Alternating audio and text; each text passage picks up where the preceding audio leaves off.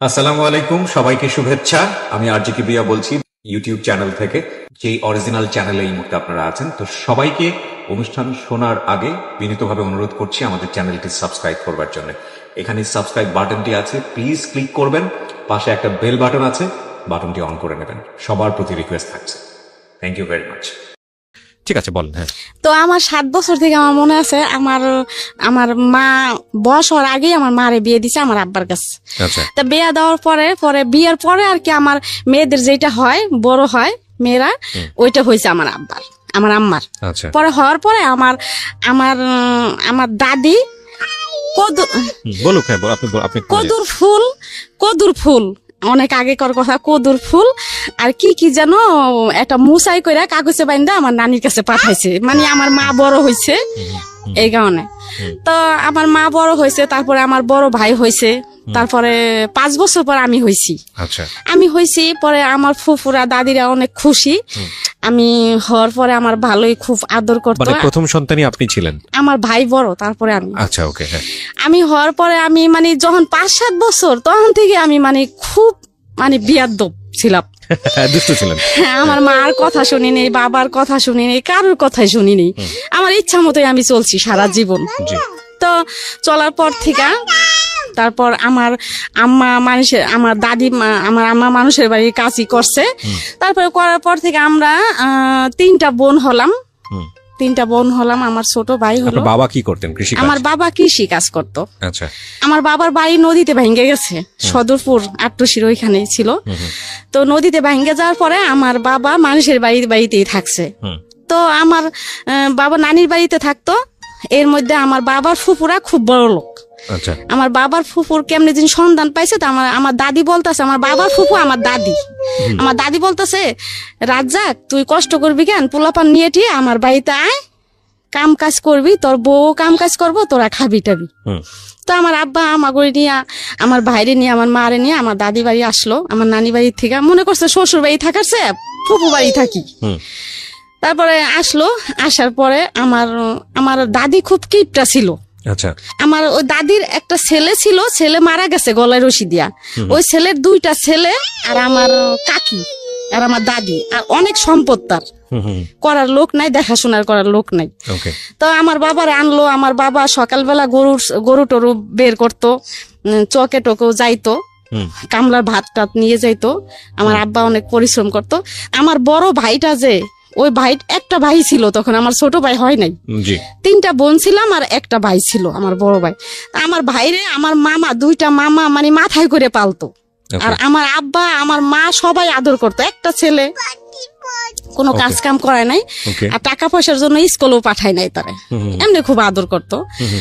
আমার ওই দাদি আমার ওই ভাইরে দেখতে পারতো না, কইতো কি যে তোর ছেলে রাস্তায় ঘুরে, এহেনে ওহেনে ঘুরে, কাজ কাম করে না। তো আমার মা আমার হে কাকিরে বলে একদিন যে, বিল্লালের মা, তোমার আমার ফুপা শাশুড়ি যে কথাটা বলে এগুলা কি ঠিক বলে? আমার ছেলে আমারটা খায়, আর আমার তো তোমরা সবাই খাওন দাও না, আমি তোমার কাজ করি ধান। মানে আমার আম্মা অনেক গুণ ছিল ভাইয়া। আমার মা খুব সুন্দর ছিল, আমি এসে আমার বাবার মতো কালো। আমার আম্মা অনেক সুন্দর। আমার দাদির ঘর টর লেপতো, ধান টান মাটি কাটা। আমার আম্মা সারাদিন কাজ করতো। মানে আমার আম্মা মাটির মানুষ। সবার মার প্রশংসায় সবাই করে, কিন্তু এর ভিতরে ভালো মন্দ আছে। তো আমার আম্মা এত কাজ করতো, কাজ করার পরে আমার আম্মার খাউনটাই দিত। ওই খাউনটা আম করে ভাগ করে দিত। আর আমার আব্বা যে কাজ করতো ওই টাকা দিত, ওই থেকে আমার আব্বা বাজার টাজার করতো, ওই থেকে টুকটাক আমরা চলছি। চলার পরে আমার ওই ভাইটা স্কুলে পাঠাই নাই, তারপর আমার মা স্কুলে পাঠাইতো। তো আমার ভাই এহেন দিয়ে কি করছে, ওই যে মানুষের ঘরে ঘুমাইতো যে বন্ধু বান্ধব, তো ওরা পড়ালেখা করতো। আমার ভাই আর কি ওই দেখতো, ক খ সরে উ সরে এগুলা দেখতো। আমার ভাইয়ের জ্ঞান বুদ্ধি আর কি খুবই ভালো, আমার বড় ভাই। ওই দেখে মানে ওই ক খ যে কানে শুনছে এগুলা আর কি খেয়াল রাখছে। মাটির উপরে লেখতো, মাটির উপরে লেখার পরে আস্তে আস্তে ওই যে বানামও শিখছে, সবই শিখছে, কিন্তু ইংলিশ এগুলা শিখে নাই। তো হঠাৎ করে আমার ওই দাদি রাগ করতো, কষ্টের অভাবের সংসার। আমার ভাই কি করলো, আমার ওই দাদির ছাগল চকের থেকে না কই আমার ভাই নিয়ে গেল। নিয়ে বেইসা ঢাকা এসে বললো। এখন তো আমার দাদি আমার বাবার সাথে আমার আম্মার সাথে সবার সাথে চিল্লাফেল্লা করতেছে। পরে ছাগল নিয়ে আইসা নারায়ণগঞ্জ সোয়েটার ফ্যাক্টরিতে কাটিগান সোয়েটার ফ্যাক্টরিতে চাকরি করছে। আমার মামা, আমার 2টা মামা আর আমার আম্মা একাই। আচ্ছা, এখান থেকে আমার ওই মামা, আমার ছোট মামা যে আমার 2 মামা, আমার বড় মামা বিয়ে করে নাই। এর মধ্যে আমার ছোট মামা প্রেম করছে। জি, প্রেম করার পরে প্রেম করে বিয়ে করছে। এখন আমার বড় মামা তো এগুলা পছন্দ করে না। এখন আমার নানির কথা হলো ছেলে বিয়ে করছে তো কিছু করার নাই। পরে আমার নানি কি করলো, আমার ওই মামানিরে জায়গা দিল আমার বড় মামা। এই জন্য আমার নানির সাথে কথা বলে না বলার পরে মা ডাকে না, টাকা পয়সা দেয় না, খাওয়ায় না। আমার বড় মামা আলাদা হয়ে গেল। আমার ছোট মামা আমার নানিরে নিয়ে আমার মামানি নিয়ে আলাদা থাকে। আচ্ছা, তা আলাদা থাকে। একটা মেয়ে হয়েছে, হওয়ার পর 2 বছর পর আর একটা ছেলে হয়েছে। হওয়ার পরে সে দেশের থেকে ঢাকা কাজে আসতেছে। এর মধ্যে ট্রলার একবার 1 সপ্তাহ পর্যন্ত ঝড় তুফান ছিল। এর ভিতরে ট্রলার ডুববে মারা গেল। আচ্ছা, মারা যাওয়ার পরে এখন তো আমার নানি পাগল। তারপরে এমন দেখা তারপরে আমার মারে ওই আমার দাদি গো বাড়ি থেকে আমার নানি নিয়ে আসলো। আমরা আবার চলে গেলাম আমার নানা বাড়ি। নানা বাড়ি চলে গেলাম। যাওয়ার পরে এখন ওই আমার মামা যে মারা গেছে, আমার নানি বিশ্বাস করে না। আমার নানি মানে পাগলের মতো হয়ে গেছে যে আমার ছেলে আমার কামাল মরতে পারে না, আমার কামাল আছে, আমার কামাল মরে নাই। তো এরকম করতেছে খুব করতেছে। ওই আমার বড় মামায় আর আমার নানিরে ডাকে না, মা বলে না বলনে দেশের মানুষ সবাই আলোচনা করে যে জামাল নামাজ পড়ে, রোজা করে, অথচ মারে ডাকে না। এগুলা তো তুমি ভালো করো না। কিন্তু কারোর কথা সে মাথায় নিত না। না নেওয়া একদিন বিচারে বসলো, মানুষই আমার মামারে সাজা দিব, মা কেন ডাকে না, এত কষ্ট করে পালছে। উঠানের ভিতরে আমার মামারে মাথায় কয় মন যেন বুঝা দিয়ে আমার মামারে ঘুরাইবো উঠানের ভিতরে। তো ঘুরাইবো, তো আমার নানি যখন করছে ঘুরাইবো সাজাটা দিব, তখন আমার নানি সব চেয়ারম্যান মেম্বার সবাই হাতে পায়ে জড়াই ধরলো, হ্যাঁ আমার মামারে যেন সাজা না দেয়। ঠিক আছে, আমার মা ডাকতে হইব না, আমার টাকা পয়সা দিতে হইব না, আমার ছেলেরা সাজা দিবেন না আপনারা। মানুষের কথা মতো আমার মামা, বড় মামা এখন আস্তে আস্তে ঠিক হইলো। তারপর গাছে তাবিজ রেখে আমার নানিরে বাসায় রাখলো, বাড়িতে রাখলো। তো আমরা ওই বাড়িতেই থাকলাম। বাড়িতে থাকার পরে এখন আমি তো একটু বড় হয়েছি, 10-11 বছর হয়েছে। এখন আমার ভাই ঢাকা থাকে। এখন আমার ভাই গেলেই আমার নানি সবাই বিচার দেয় আমার ভাইয়ের কাছে যে তোর বোন এরকম ওরকম মাইসের গাছে উঠে, অমুকের গাছে যায়, অমুকের গাছে যায়, অমুকের বাড়িতে যায়, অমুকের বাড়িতে চাকা ফিকে, ইটের চাকা ফিতে অমুকের ভাতের মধ্যে পড়ে। তো এই কথা বললো। আমার ভাই কি করলো, আমার ঢাকা নিয়ে আসলো। বা আমি মানুষের বাসায় খাই, বাসা থাকে, আমার বোনের নিয়ে আমি ঢাকা ভাড়া থাকুম। ঢাকা নিয়ে আসলো। তো আমি আসলাম। ঢাকা আসার পরে আমার ভাইয়ের সাথে চাকরি করতো একটা ছেলে কামাল। তারপরে ও আমারে দেখা পছন্দ করলো। কত বছর বয়সে ঢাকায় আসলো? হ্যাঁ, কত বছর? তখন 11 বছর। 11 বছর বয়স। আপনি তো ওই সময় লেখাপড়াও হয় নাই আপনার? না। আচ্ছা, আমি 5-এ পড়ালেখা করছি কোন রকম। ওকে, তারপরে আমার ভাই কি করলো, আমার ওই কামাল তখন মনে হয় তার বয়স 22, 23, 25 হবে, আর আমার বয়স তখন 11। তো এরকম করতে করতে 1 বছর গেল। পরে 1 বছরের মধ্যে আমার ভাই তার সাথে বিয়ে দিয়ে দিল। আচ্ছা, পরে আমি আমাদের বাড়িতে গেলাম। তারপরে আমগো ওইখান থেকে আমারে বরিশাল নিয়ে গেল। ওকে, আমার ছোট বোন, আমি আর আমার মামা শ্বশুর, আমার চাচতো ভাসুর আর ওই কামাল আমার হাজবেন্ড। বরিশাল গেলাম। বরিশাল যাইতে লঞ্চ পাইনি, ছোট বরিশাল থেকে আবার লঞ্চে যাইতে হয় ওদের বাড়িতে। পরে লঞ্চ পাই নেই। পরে ওইখানে থাকলাম রাত্রে। সকালবেলা লঞ্চ পামো। এখন পুলিশে ধরলো সবাই পুলিশে ধরলো। আমি ছোট, আমার কোথার থেকে যেন নিয়ে গেছে তারা, এই জন্য সবাই পুলিশে ধরলো। ওই কামালরে পুলিশে ধরলো। ধরার পরে অনেক হইলো, গ্যাঞ্জাম হইলো। হওয়ার পরে আমার ছোট বোনের কাছে নিয়ে আলাদা জিজ্ঞেস করলো যে কি ব্যাপার, তুমি করে কই থেকে আনছে, কি আশায় বিষয়। পরে আমার ছোট বোন কইলো না, আমার বোনেরে বিয়ে দিছে, আমরা বিয়ে দিছি, এই জন্য তারা আনছে। তো কি করলো, তারা ছাইরা দিল, আমার দেশে নিয়ে গেল। দেশে নেওয়ার পরে আমি অনেক দিন থাকলাম দেশে। তারপরে আমার বড় ছেলে পেটে আসলো, 13 বছর তখন। আমার বড় ছেলে পেটে আসলো। পেটে আসার পরে আমার আবার ঢাকা নিয়ে আসলো আমার হাজবেন্ড কামাল। পরে আমগো বাড়িতে নিয়ে গেল। নিয়ে যে আমার বড় ছেলে হইলো। হওয়ার পরে কি করলো, ওই কামাল সুয়েটার ফ্যাক্টরিতে চাকরি করতেই থাকলো। এর ভিতরে আমার বড় ছেলে হওয়ার 40 দিন পর আবার আমার মেজো ছেলে পেটে আসলো ভাইয়া। আচ্ছা, তখন মানে আমার এরকম বুদ্ধি ছিল না, আর আমার ওই স্বামী বলে নাই এই বা এই, আমার কিছু বলে নাই। প্ল্যানিং বলতে যেটা বোঝায় আর কি। হ্যাঁ, আমি কিছু বলে নাই। আমি 40 দিন পর আবার আমার মেজো ছেলে পেটে আসলো। মেজো ছেলে পেটে আসলো, এখন তো আমার অবস্থা খারাপ। আপনার বয়স তখন কত? 14 বছর। 14 বছর বয়স, একটা বাচ্চা আছে অলরেডি? 14 বছর হয় নাই। আচ্ছা, পরে আমারে কি করলো, আবার বরিশাল নিয়ে গেল মতো আমার মেজো ছেলে হইলো ঠইলো। এর মধ্যে আমার ভাসুরের আবার বিয়ে করাই নাই। আমার ভাসুরের বিয়ে করাইছে, বউ সুন্দরী, আবার টাকা পয়সাও আনছে। আর ও কামাল, আমার হাজবেন্ডের নাম কামাল। ও তো বিয়ে করছে, টাকা পয়সাও নেয় নাই, আবার বউ সুন্দর না। এই আবার ও মানে আলোচনা শুরু করলো বাড়ির ভিতরে, মানে আপনাকে নিয়ে আলোচনা হয়? হ্যাঁ, আমার শ্বশুর শাশুড়ি সবাই এই আলোচনা করলো। এর মধ্যে আর কি এখন মানে সংসারে অশান্তি ফিরা। আমার এই যে আমার বাচ্চারে ভাত বাইরে খাইতে দেয় না, আমার খুব মানে কষ্ট। আমি ছোট মানুষ, আমার মানে চারিদিক দিয়ে মানে এখন আমার খুবই অত্যাচার। আমি কাপড় তুপুর নদীতে ধুইতে আইতাম, ওই ছুতা দিয়ে আমি ঢাকা এসে পড়তাম। আচ্ছা, একা লঞ্চে আইসে পড়তাম। আবার আমার ভাই দিয়ে আসতো, আবার আমি আইসে পড়তাম। আচ্ছা, ওই যে আমার কেউ ভালোবাসে না বাড়ির, আবার আইসে পড়তাম। ওকে, যে বাসায় ছিল পলাইয়া চিটাগাং চলে গেছে। আচ্ছা, আমার রাইখা চিটাগাং আমার ভাসুর থাকে, ওইখানে চলে গেছে। ওই ভাসুরের কাছে গেল। এখন আমার উপায় কি? আমার মা বাপ, আমার ভাই, এখন আমারে কেউ আমার এই করতেছে না। আমার মা বলতেছে সজীব সাগরে ও দাদা দাদির কাছে রেখে আসতে। মানে আপনার দুই ছেলেকে? হ্যাঁ। আচ্ছা, এখন আমি বলতাছি না, আমার সজীব সাগরে আমি রাইখে আসুম না, আমি মরলে আমার সজীব সাগরে নিয়েই মরমু। পরে আমার মা বাবা আমার রাখবো না রাখনে আমি আসলাম ঢাকা আসা দেখলাম কি আমার ঘরে তালা মারা দেখে এখন আমি কই যাই, আমার ভাই নতুন বিয়ে করছে বাসায়, ওই বাসায় গেছি সজীব সাগরে নিয়া। পরে ওই বাসায় গেছি মতো, আমার ভাবি নতুন বিয়ে করছে আমার ভাই, তখন 1 বছর হয়েছে। আমার ভাই কি করলো, ওই ব্যাগ টক শুদ্ধ আমার রাস্তায় নামাই দিল যে আমি কিছু জানি না। বিয়ে কিন্তু তারাই দিছে, কয় আমি কিছু জানি না। এখন আমি কি করি?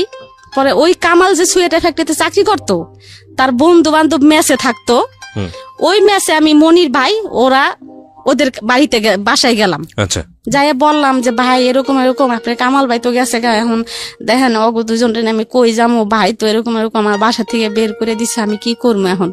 পরে ওরা আমার সন্ধ্যা হয়ে গেছে ওই দিন, আর কি করলো, আমার করলো আসেন ভাবি আমার বাসায় আসেন। পরে আমার নিয়ে গেল, তারা 4-5 জন মেসে থাকে, তারা এক রুমে ঘুমাইলো, 2 রুমের মানুষ এক রুমে ঘুমাইলো, আর আমার এক রুমে ঘুমাইতে দিল। আচ্ছা, তারপরের দিন আমার লঞ্চে উঠাই দিল, আমি আবার বরিশাল গেলাম, স্বামী নাই, আর এমনি তো তারা এরকম করে। বললো আমার আর কেউ জায়গা দিল না দেও না, আমি বরিশাল থেকে আবার ঢাকা আসলাম। এই সজীব সাগরে নিয়া ছোট 2জন, কেউ সুন্দর মতো হাঁটতে পারে না তখন। আইসা হরতাল, তখন আমি কি করলাম, রকেট আছে, লঞ্চও চলে না, রকেটে খুলনা গেলাম। আচ্ছা, ওই নদী দিয়ে রকেট চলে। খুলনা কেন গেলেন? খুলনা গেলাম হরতাল, তখন যশোর আমার নানির বোনের বাড়ি আছে, তারা খুব বড় লোক, ওইখানে যাবো আর কি। আচ্ছা, ওইখানে যাই সজীব সাগরে নিয়ে কাজ করবো, 2টা বাচ্চাকে নিয়ে। হ্যাঁ, স্বামী তখন কোথায় সেটা জানেন না? না, আমার তো কেউ জায়গা দিতেছে না। কামাল তখন কোথায় আপনি জানেন না? জানি না। ওকে, তো খুলনা গেলাম, রাত হয়ে গেল।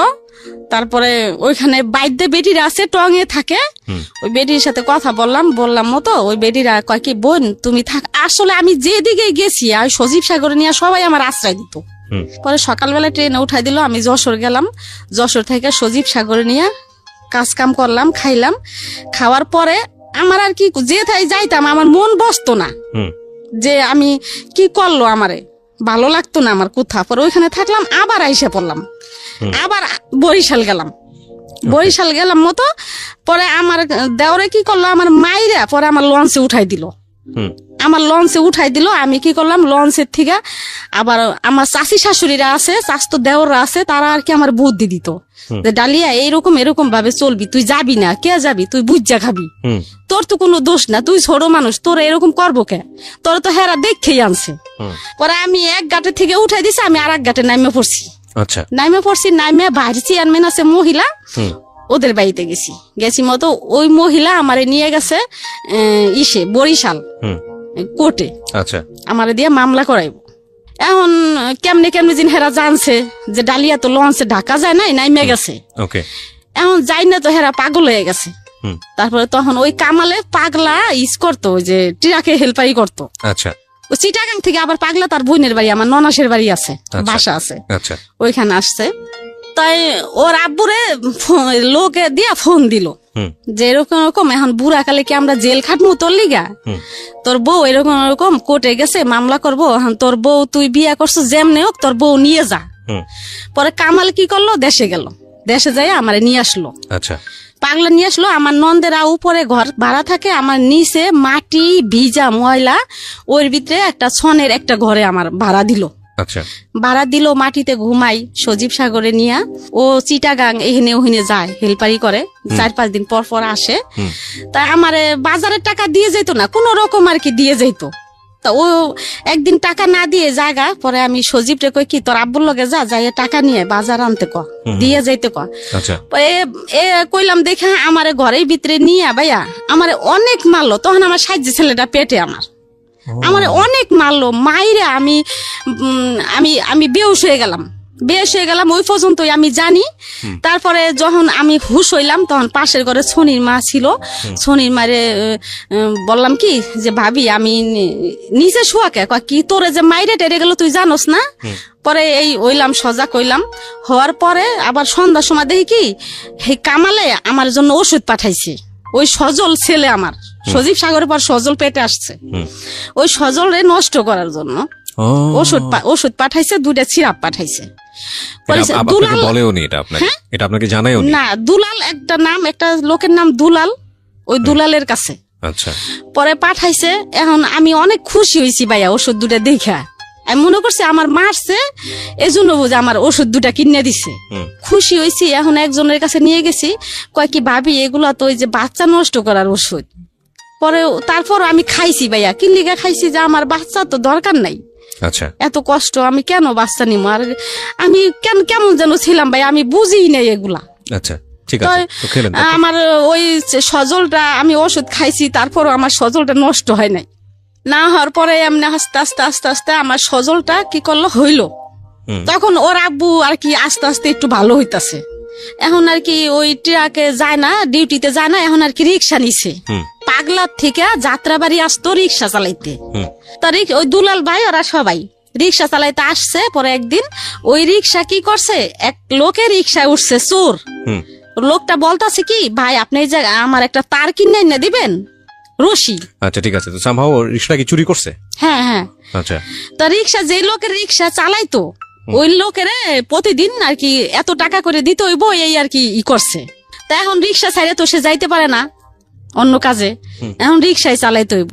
কি করলো আমার পাগলার থেকে ওই আবার যাত্রাবাড়ি আমার বাসায় নিয়ে আসলো, মিরাজিবাগ, ওইখানে বাসা নিল। তা বাসা নিল, এরকম করতে করতে করতে করতে আমার আবার বাচ্চা পেটে রইলো। আচ্ছা। বাচ্চা পেটে রইলো, জমজ 2 বাচ্চা। আচ্ছা। ছেলে পেটে আসলো। যখন পেটে থাকলো তখন থেকে আমার হাত পাও খুব জ্বালা পোড়া করতো। 2টা বাচ্চা পেটে, এখন অনেক কষ্ট হয়েছে আমার। ওই বাচ্চা 2টা সিজারে হইলো, 2টা বাচ্চা হয়েছে 2.5 কেজি। এই বাচ্চা 2টা আমি অনেক কষ্ট করে বাইরে পালছি। পালার পরে ওই বাচ্চা 2টা বড় হইলো। তারপরে আস্তে আস্তে আর কি একটু কামাল একটু ভালোর দিকে আইতাছে। 3 বাচ্চা তখন আপনার? 5টা, সজীব সাগর সজল আর সাজ্জাদ শাহাদাতে জমজ। 3টা বাচ্চা হওয়ার পরে আরো 2টো হচ্ছে টুইন। হ্যাঁ হ্যাঁ। এই যে ছেলেটাকে নিয়ে আসছেন তার সাথে আরেকজন আছে? হ্যাঁ, এর আগে। এরও আগে আর 2টা ওই ঘরে আর কি, ওই ঘরে 5 জন। ওকে, 5 জন। হ্যাঁ, তারপর 5 জন হইলো। হওয়ার পরে আপনি তখন বয়স কত সব মিলায়? আমার বয়স মনে হয় তখন 21-22। 21-22 বছরের একটা মানুষ, তার 5টা ছেলে, 5টাই তো ছেলে, 5টাই ছেলে, এবং তার জামাই হচ্ছে রিক্সা চালক। তো সব মিলিয়ে একটা সংসার কতটা স্ট্রাগল হয় এটা বুঝে নেওয়ার বিষয় আছে। হ্যাঁ বলেন। তারপর এই কামাল কি করতো, 5টা সন্তান যেহেতু আমার তো কাজ করতে হবে নাকি, তো সে কাজ না করে কি করতো ভাইয়া, সকালে বসতো জুয়া খেলতে, আর রাত্রে হয়তো কারোর কাছ থেকে 1 কেজি চাল বা ডাল, ডিম এগুলা নিয়ে আসতো। এগুলো আনতো, তারপর আমি রান্না করে খাওয়াইতাম। মানে আমার স্বামীর আমি ভালোবাসতাম, সেও আমার ভালোবাসতো। সে আমার যত যাই করছে আমি কিন্তু তারে ছাইরা যাইনি। তো যাই হোক, সাজ্জাদ শাহাদাতের যখন 3 বছর বয়স তখন আমি বলতাছি কি যে আমি বিদেশ যামুগা, আমার ভালো লাগে না এত কষ্ট। মানে তখন আস্তে আস্তে লাগে যে আমি বড় হইতেছি ভাইয়া। তখন আমি কই আমি বিদেশ যামুগা, কামাল রে বললাম আমি থাকুম না বাংলাদেশে, আমি বিদেশ যাই টাকা পয়সা কামাই করুম, আমিও ভালো থাকুম, আমার সন্তানেরাও ভালো থাকবো। তো ভাইয়া আমি কি করলাম, বিদেশ গেলাম গা, লেবানন। যেদিনকে গেলাম ভালোই গেলাম, 5 বাইরে ঘুমলয় থুয়ে গেলাম। যাওয়ার সময় অনেক কান্নাকাটি করছি। লেবানন চলে গেলেন এই ছেলে মেয়েগুলো সবগুলোকে রেখে? কোথায় রাখলেন? কামালের কাছে রাখা। পরে লেবানন কি আসলে খুব প্রয়োজন ছিল? প্রয়োজন ছিল না, কিন্তু ওই যে কামালে খাওয়াই নাই, কাপড় চোপড় দেয় নাই, জুয়া টুয়া খেলতো, বাচ্চা কাচ্চা নিয়ে আমার খুব কষ্ট হতো। ওই কামালের কাছে আপনি যখন রেখে গেলেন, আপনার বড় বাচ্চাটার বয়স কত? বয়স মনে হয় তখন 6 বছর। আর ছোটটার? ছোট 6 বছর, 3 বছর, 4 বছর এরকমই। হ্যাঁ, তো বাচ্চা গো রাইখা চলে গেলাম। যাওয়ার পরে কি করলাম, যেদিন গেলাম গেছি ভালোই ভাইয়া, কিন্তু যাওয়ার পরে আমার চোখে ভাসে আমার বাচ্চা গো। যে আপনি লেবাননে নামার পরে কি করেছেন ওখানে, আমাকে বিস্তারিত বলুন। লেবানন প্লেন থেকে যখন নামলাম, কত টাকা লেগেছে আপনার লেবাননে? লেবানন গেছি, টাকা লাগে নাই আমার। কোনো টাকা লাগেনি? টাকা ছাড়াই নিয়ে গেছে? পাসপোর্ট করতে খালি টাকা লাগছিল। কাজ কি ছিল ওখানে? কি বাসায় কাজ করতে হবে? হ্যাঁ, বাসায় কাজ করছি। আচ্ছা, তারপর? তো ওইখানে প্লেন থেকে নামলাম, নামার পরে আমার ওই সাহেব আসলো একটা ছেলে নিয়ে, তার এই ছেলে নিয়ে আসলো, আনলো মতো আমার প্রাইভেট কাটে গাড়িতে উঠাইলো, উঠাইয়া আমার বাসায় নিয়ে গেল। বাসায় নেওয়ার পরে দেখি কি 8-10টা বাচ্চা কাচ্চা ভাইয়া, একদম ওই ইন্দোরের বাচ্চার মতো ছোট ছোট ছোট ছোট। কি করলাম, আমার ওই বাসায় গেলাম মতো ম্যাডামে কি করলো, আমার গোসলখানায় নিয়ে গেল।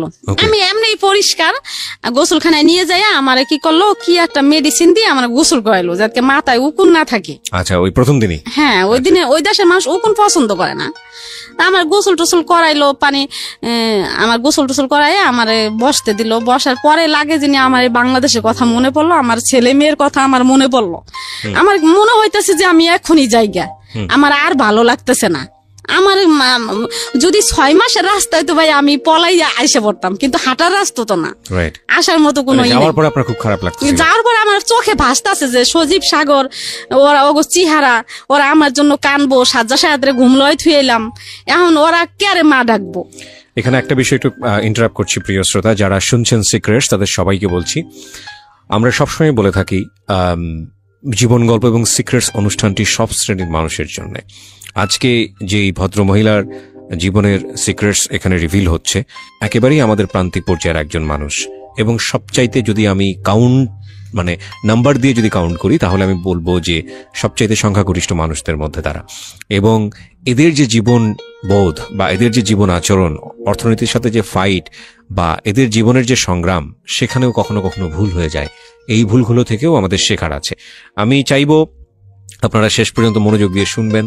এটা শুধুই একজন কিশোরীর জীবন যুদ্ধের গল্প না, এটা একজন কিশোরীর ভুল করার গল্প, অপরাধের গল্প, এবং সে সবশেষে নিজেকে রিয়ালাইজ করার গল্প। এবং আশা করছি এখান থেকে আপনারা কিছু না কিছু শিখতে পারবেন। জি, তো লেবাননে যাওয়ার পরে আপনার মনে হচ্ছিল যে ছেলেদেরকে আপনি খুব মিস করছেন? তখন আমি মনে হইতাছে যে আমি যদি হাঁটার জায়গা হইতো তাহলেও আমি রওনা দিতাম। 6 মাস যদি লাগতো হাঁটতে, তো আমি 6 মাস ধরে পরে যদি আমার ছেলে মেয়ে দেখতে পারতাম হাঁটতে হাঁটতে যাইয়া, তারপর আমি হাঁটা শুরু করতাম। আচ্ছা, তো কি করলাম, ওইখান থেকে তো আর আসা যাবে না।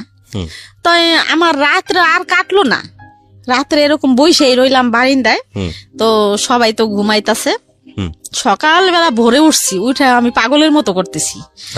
সাহেব ম্যাডামরে ডাকতেছি, ম্যাডামরা তো তখন ঘুমাইবো, আমি ভোর 6টা বাজে যে ডাকা শুরু করছি যে আমারে দিয়ে আসেন, আমি থাকুম না। তারা তো আমার ভাষা বুঝে না।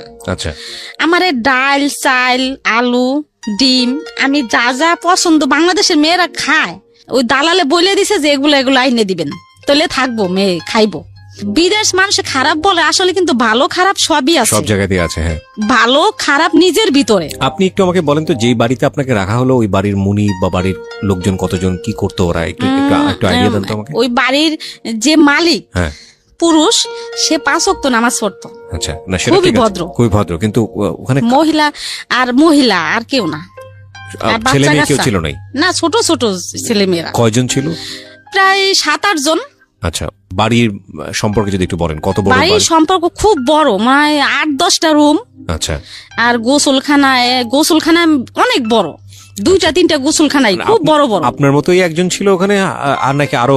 আমি একাই। আপনি একাই ছিলেন? আমার একাই নিছি। আপনার সব কাজ করতে হতো ওখানে, রান্না বান্নাও করতে? আমি তো কাজ করিই নেই ভাইয়া। আমি যেমন আজকে রাত্রে গেছি, সকালবেলায় আমি বলতাছি আমি থাকুম না, আমি যাবো গা বাংলাদেশে, আমি থাকুম না। পরে ম্যাডামরা ডাকতাছি, ম্যাডাম কয় তুই চুপ থাক পরে কি করলো আমার এরকম ভাবে, আমি বারিন্দায় বসে দেখতেছি কোন জায়গা দিয়ে নামা যায়। মানে আপনি ঘর থেকে নেমে বের হয়ে? হ্যাঁ 3 তলায়। কোন জায়গা দিয়ে নামার, মানে আমি নামার চেষ্টা করতেছি, মানে কোন হান দিয়ে পাইপ বাইয়ে নামমু বা কোন জায়গা দিয়ে ছেঁচড়াইতে নামমু, কোন বারিন্দা দিয়ে, মানে এরকম মানে করতেছি, চিন্তা ভাবনা করতেছি। আমার আর ভালো লাগতেছে না, আমি আইসে বড় ওগুলা করতো। পরে আমার নিয়ে গেল, ওইখানে নিয়ে গেল, রক্ত নিল, ওখানে বড় বড় উঁচা সাহেবেরা ভাইয়া। আমি কানতেছি দেখা আমারে মানে মারতে যাইতেছে, যাইছস কে তুলে বিদেশে, হ্যাঁ গো কথা হয়েছে এইটা, এত টাকা দিয়ে তোরা এত করে আনছি, আইছস কে, মানে ঠিকই তো বলতেছে আমারে, মানে খুব হুমকি ধুমকি দিতেছে। তারপরে এগুলো বললো পর মতো আমার আবার বাসায় নিয়ে গেল ওই সাহেবে বাসায় নিয়ে যাওয়ার পরে এখন আমার আর ভালো লাগে না। এখন বিকেল হয়েছে 3টা 4টা বাজে, এখন ম্যাডাম কি করতেছে, নামাজ পড়তেছে, আর সাহেবে মনে হয় কোথায় গেছে, তার ছেলে নিচে সাইকেল চালাইতে নামছে। এখন আমার কথা হলো কি, আমি বালতিতে পানি নিয়ে তেনা নিছি, বড় একটা তেনা নিছি, যে ঘর পুষতে পুষতে গেটের সামনে যাবো, আর দরজাগুলা ধাক্কা দিলে কর কর করে উড়ে ভাইয়া, দামি বড় বড় দরজা। তাই এরকম করবো, যদি তারা দেখে ফেলে যে আমি বের হইতেছি, তাহলে কমো যে না আমি তো বুঝি নাই, আমি ঘর মুছতেছি। আর যদি না দেখে তাই তো আমি পলাম। আমি কি করলাম, দেখে নাই, না দেখেন আমি লিফট দিয়ে নামি নেই, সিঁড়ি দিয়া এমন দৌড় দিছি ভাইয়া, জুতাও রাখিনি পাই। দৌড়িতে অনেক দূরে, মানে যাইতেই আসি অনেক দূরে যাইতেছি। পরে 3 রাস্তা চৌরাস্তার মাঝখানে পুলিশ টুলিশ থাকে, মানে ওইখানেই গেছি, ধরা পড়ছি যাইয়া। পরে ওর কাছে বললাম, পরে তারা তো আমার ভাষা বুঝে না, তো বাংলাদেশি মেয়ে আছে ওইখানে, বাংলাদেশি মেয়ে কাজ করে যাইতেছে, পলাইনে মেয়েরাই কাজ করে যাইতেছে, ওই মেয়েরে ডাকছে ওই পুলিশে, কয় এদিকায়। পরে গেল, কয় কি শুনতো এই মেয়েটা কি কথা কি বলতেছে। পরে আমার বললো, পরে আমি মিথ্যা কথা বললাম যে সাহেবে ভালো না, মায়ের পিট করছে, এই জন্য আমি পলাই আসছি। আপনি যাওয়ার কয়দিন পরের ঘটনা? পরের দিন। হ্যাঁ, মিথ্যা কথা বলার পরে পুলিশরা আর কি, সবাই তো আর একরকম না, খুবই ভালো, আমার থানায় থুনায় জেলে টেলে দেয় না, মনে করছে গরিব মানুষ আইছে বিদেশ কাজ করে খাই। পরে ফ্রি হিসাবে আমারে ওই মেয়েটার সাথে দিয়ে দিল পুলিশে, কয় কি তুমি এই সাথে যাও, তারা পুলিশরা। পরে ওই মেয়েটা আমারে নিয়ে গেল, যেদিকে নিয়ে গেছে ওইখানে এরকম হাজার হাজার মেয়েরা ওই এলাকায় ভাইয়া, যত লেবাননের পলানো মেয়েরা আছে, ছাবরা ওই জায়গার নাম, ওই ছাবরা যায়, পলায়া মেয়েরা ওই ছাবরা যায়, এলাকার নাম ছাবরা। ওইখানে যেমন আমি ছুরিয়ান লোকেরা থাকে, পুরুষেরা থাকে, ওই পুরুষের সাথে কেউ মানে কন্টেকে থাকে, ছেলে ওই যেমন একটা পুরুষ থাকলো একটা মহিলা থাকলো একটা রুমে থাকে, যেমন ওই পুরুষ ওই লোকে যেমন মাসে $150, $300, $200 যে যেমন দিয়ে পারে এরকম দেয়, ওই মহিলারা খাওয়া দাওয়া বেতন ওই পুরুষটার কাছেই পায় আর কি, ওই ছেলেটার কাছে থেকে নেয় আর কি। আবার বাইরেও কাজ করে, ওই লোকটা তো দেয় আবার বাইরেও কাজ করে, ছুড়া কাজ। এরকম মহিলারা আছে। কিছু মহিলারা আছে ভাইয়া, যে ভালো কাজ করতেছে, সৎ কাজ করতেছে, 5 ওয়াক্ত নামাজ পড়তেছে, তারা 70-80 হাজার টাকা 50,000 টাকা এমন ইনকাম করতেছে। কিভাবে? ছুটা কাম, যেতে এই বাসায় 3 ঘন্টা, 1 ঘন্টায় 7 টাকা ভাইয়া, 1 টাকায় 70 টাকা। তাই এমন যদি 5-7 ঘন্টা বা 8-10 ঘন্টা করে তাহলে অনেক টাকা না মাসে। এরকম অনেক মেয়েরা এরকমও করে যারা ভালো। আর যেই দেশে পাঠায় দেয়। এখানে কি আপনি যেগুলো কন্টাক্টে থাকার কথা বলছেন, এখানে কি বাংলাদেশি মেয়েরাও আছে এরকম? হ্যাঁ। ওকে, এটা আপনি নিজের চোখে দেখেছেন? হ্যাঁ। আমি কিন্তু এখানে একটা কথা বলি, এটা ওনার বক্তব্য, আমরা রেডিওতে এটাকে স্বতঃসিদ্ধ করছি না, এটা উনি যেটা বলছে সেটাকে বিশ্বাস অবিশ্বাস একান্ত আপনাদের বিষয়। হ্যাঁ, তারপর ওই যে আমি যে এখানে গেছি আর কি, মেয়েটা আমার যে এখানে নিয়ে গেল, ওইখানে ছাপড়ার কথা বলছেন আপনি? হ্যাঁ, ছাপড়ার কথা বলতেছি এটা। তো ওই কিছু মহিলারা বহিদেও কাজ করে, কিছু মহিলারা অবহিত কাজ করে। তাই যারা বহিদ কাজ করে তারা তো মাসে 1.5 লাখ 2 লাখ ইনকাম করে, আর যারা ভালো কাজ করে হেরাও 70-80 হাজার 1 লাখ টাকা কাম করে ভাইয়া। 3টা মেয়ের কাছে যে পড়লাম। 3টা মেয়ে, একটা অফিসে চাকরি করে, অফিসে চাটা এগিয়ে দেয়, অফিস ঝাড়ু টাড়ু দেয়, এই। আর একটা মেয়ে কি করে, আরেকটা মেয়ে বয়স 17-18 বছর। তো ওই মেয়েটা কি করে, খুব চালু, এই বাসায় কাজ করে, ওই বাসায় কাজ করে, ওই বাসায় কাজ করে, অনেক কাজ করে, প্রায় মাসে 1.5 লাখ টাকা মনে হয় কামাই করে ভাইয়া। 1.5 লাখ টাকা যে কাজ করে, মেয়েটা মানে ভালো, আমি দেখছি বিদায় কিন্তু আমি বলতেছি ভালো। আর যারা না দেখছে তারা বলে যে হয়তো এই মেয়েটা খারাপ কিছু করে আনছে। ঠিক আছে, সমস্যা নেই। হ্যাঁ, তো আপনি 3টা মেয়ের কাছে পড়লেন মানে কি আপনার তো টার্গেট ছিল বাংলাদেশে চলে আসা, কিন্তু আপনি ওদের কাছে পড়লেন মানে? ওদের কাছে গেলাম, ওই যে ওই মেয়েটারে দিয়ে আমার পাঠাইলো পুলিশেরা। আচ্ছা আচ্ছা। এখন তো আর বাংলাদেশে আসার কোনো নাই, পুলিশেও ধরতাছে না, এখন কি করা আছে? ওদের কাছে থাকতে হবে আপনাকে? ওদের কাছে থাকলাম। ওরা থাকতো কি একটা জায়গায় থাকতো? হ্যাঁ, একটা রুমে থাকতো। এক রুমেই থেকে বিভিন্ন রকমের কাজকর্ম। হ্যাঁ, বিভিন্ন রকমের কাজ করতো। তো আপনার সেদিক থেকে তো ওই বাড়িটাই ভালো ছিল, ওই বাড়িতে থাকলেই তো ভালো ছিল। কিন্তু ভালো ছিল, কিন্তু ওটা আটকাতো সবকিছু আটকা আমার ভালো লাগে না। ওই যে আমি তো বাংলাদেশে আসার জন্য পলাইছি, আসতে তো পারলাম না। রাইট, আমি এখানে একটু ইন্টারাপ্ট করছি, মাফ করবেন। এটা শুধু ওনার কথা না, এটা লেবাননের চিত্র না, বাংলাদেশের অনেক বাড়ির চিত্র এটা। এটা আসলে এই জায়গাটা নিয়ে আমাদের ভাবার সময় হয়েছে, কারণ আমি নিজেও ভাবি যে ধরেন একজন অপরিচিত মানুষ যখন আপনার বাসায় মানে হোমমেড হিসেবে কাজ করছে, তখন ওই মানুষটাকে আপনি বাসার মধ্যে রেখে দরজা জানলা বন্ধ করে রেস্টুরেন্টে যাচ্ছেন খাওয়ার জন্য। আমি সিচুয়েশনটাকে রেস্টুরেন্ট দিয়ে এক্সাম্পল দিলাম, বিষয়টা হয়তো খুব অমানবিক এটা ফিল করার জন্য, বাট অনেক সময় হয়তো খুব জরুরি একটা কাজেও আপনি যাচ্ছেন। এই জরুরি একটা কাজে যাওয়ার সময় আপনি বাসায় যে লোকটাকে রাখছেন সেই লোকটাকে আপনি তালা বন্ধ করে যাচ্ছেন। এখন কথা হচ্ছে যে সলিউশনটা কি? কারণ আপনি একটা জরুরি মিটিং এ যাচ্ছেন, আপনার অফিসে প্রয়োজন, আপনার বাসায় হোমমেড ছাড়া কেউ নাই, তাহলে আপনি কি তাকে অফিসে গাড়িতে করে নিয়ে মিটিং এ নিয়ে যাবেন? এটা তো সম্ভবই না। তো সম্ভব যদি না হয় তাহলে বাসাতে রেখে আসতে হবে। এখন বাসাতে রেখে আসলে আপনি তালা বন্ধ না করলে তো উপায় নেই, কারণ আপনার বাসায় যে জিনিসপত্রগুলো আছে সেগুলো চুরি হয়ে যেতে পারে। তাহলে দেখুন, বোথ সাইড থেকে বিষয়টা একটা বড় রকমের সমস্যা, এবং এই সমস্যা আমরা আমাদের এই যে ডিজিটাল প্রযুক্তির যুগে বিভিন্ন রকমের বিভিন্ন কিছু বের করে সমাধান করে দিচ্ছি, কিন্তু আমাদের এই খুব অমানবিক জায়গার সমস্যাগুলো নিয়ে আমাদের একটু ভাবা উচিত। যে ঘন্টার পর ঘন্টা যে মানুষটা বাসায় কাজ করছে, ওই মানুষটা তালাবদ্ধ অবস্থায় বাসার মধ্যে থাকছে, আল্লাহ না করুক কোনো একটা দুর্ঘটনা যদি ঘটে, নির্ঘাত মারা পড়বে। তো এটা তো আমি যতদূর জানি যে এটা আইনত একটা অপরাধ, এটা এইভাবে রাখা যাবে না। কিন্তু এটা একটা সলিউশনটা কি? সলিউশনটা তো আমাদের আসা উচিত, একটা কমফোর্টেবল একটা সলিউশন, এবং এই সলিউশনের জায়গা নিয়ে আমাদের মনে হয় কাজ করা উচিত। যারা আজকের এই অনুষ্ঠানটা শুনছেন, এটা বোথ সাইড প্রবলেম। এটা যিনি মনিব তার জায়গা থেকেও প্রবলেম, যিনি ভৃত্য তার জায়গা থেকেও প্রবলেম। যদিও মনিব ভৃত্য সম্পর্ক জায়গাটা এভাবে এক্সপ্লেনেবল না, কিন্তু এই প্রবলেমটা বোথ সাইড থেকে লাভবান হয়, সেই জায়গাটায় আসা উচিত। কারণ অনেক সময় দেখেছি যে অনেকেই আছেন যেটা চান না যে ওনার বাসায় এরকম ভাবে তাকে তালাবদ্ধ করে রেখে বাইরে যেতে হচ্ছে, ঘন্টার পরে ঘন্টা বাইরে স্টে করতে হচ্ছে। এটা অনেক মালিকই চান না, কিন্তু নিরুপায় হয়ে করেন। এই নিরুপায় হন কারণ কোনো অল্টারনেটিভ সলিউশন নাই। আমাদের এই অল্টারনেটিভ সলিউশনের জায়গাটা একটু ভাবা উচিত, এবং আমি মনে করি যে কেউ যদি এই জায়গাটায় কোনো একটা কন্ট্রিবিউশন রাখতে পারেন, একটা বেটার সলিউশন আসতে পারেন, তিনি অসাধারণ একটি কাজ করবেন, অসাধারণ একটা কাজ করবেন। আমি আমার জায়গা থেকে তাকে অগ্রিম সাধুবাদ জানিয়ে রাখছি, এবং আমার জানা নাই যে আসলেও কোনো সলিউশন আছে কিনা। আপনাদের যদি কিছু জানা থাকে আপনারা এসে আমাদের ফেসবুকে লিখতে পারেন। আমার ফেসবুকের ঠিকানা www.facebook.com/kibriya.rj। আমি আবারও বলছি www.facebook.com/KEBRIA.RJ। পেজটি RJ কিবরিয়া নামে আছে, ওখানে লাইক দেওয়ার পরে আপনি আমাকে ইনবক্স করতে পারেন। If it is proper solution then আমি নিজে আপনার সঙ্গে কাজ করব। ওকে, ঠিক আছে। তো 3টা মহিলার সঙ্গে আপনি থাকলেন? তো 3টা মহিলার সাথে আমি থাকলাম। তো এরকম ওই মেয়েটা এরকম ভালো টাকা ইনকাম করে, তারা 6টা বোন, মেয়েটারা বাংলাদেশে মানিকগঞ্জ।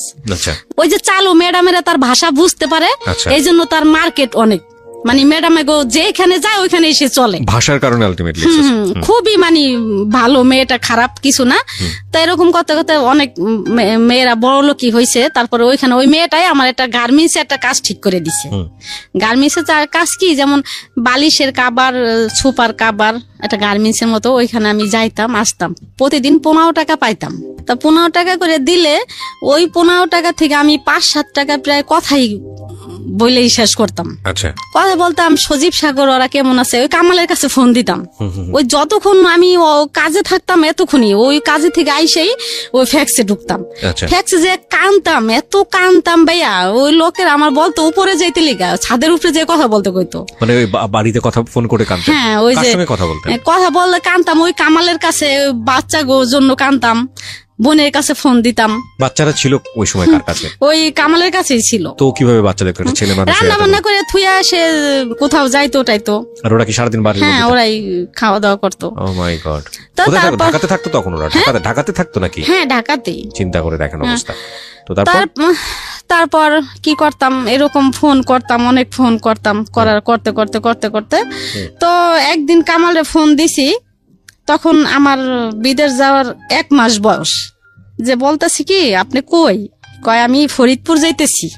আমি কই কে? কয় কি আমার বলে পেটে ব্যথা, আমার মা সুস্থ রেখে গেছিলাম আমি। আর আমার মা রাজি ছিল না আমি বিদেশ গেছি। আমার নানি, আমার মা রাজি ছিল না। আর আমি বিদেশ যাওয়ার পরে আমার মায়ের সাথে রাগ খুব, আমার মায়ের সাথে ফোনে কথা বলিনি। কামালে বলতাছে কি আমার বলে পেটে ব্যথা, আমি দেশে যাইতেছি। আচ্ছা, আমার আম্মা মারা গেছে। লেবাননে কতদিন হচ্ছে আপনার ওই সময়টাতে? তখন 1 মাস। চিন্তা করে দেখুন, 5টা ছেলে মেয়ে রেখে গেছে সে, এবং ওই সময়টাতে তার মা মারা গেল, বাবাও তো নাই। সবকিছু মিলে একটা অদ্ভুত রকমের কষ্টদায়ক জীবন। ওকে, বলেন তারপর। তো ওই আবার গেল নানি মারা, এরপরে আমি ওই কাজ করতেছি তো মানে ওই সাবরা এরকম একটা এলাকা, পলানো মেয়েরা হাজার হয়ে গেছে, অশৃঙ্খলা।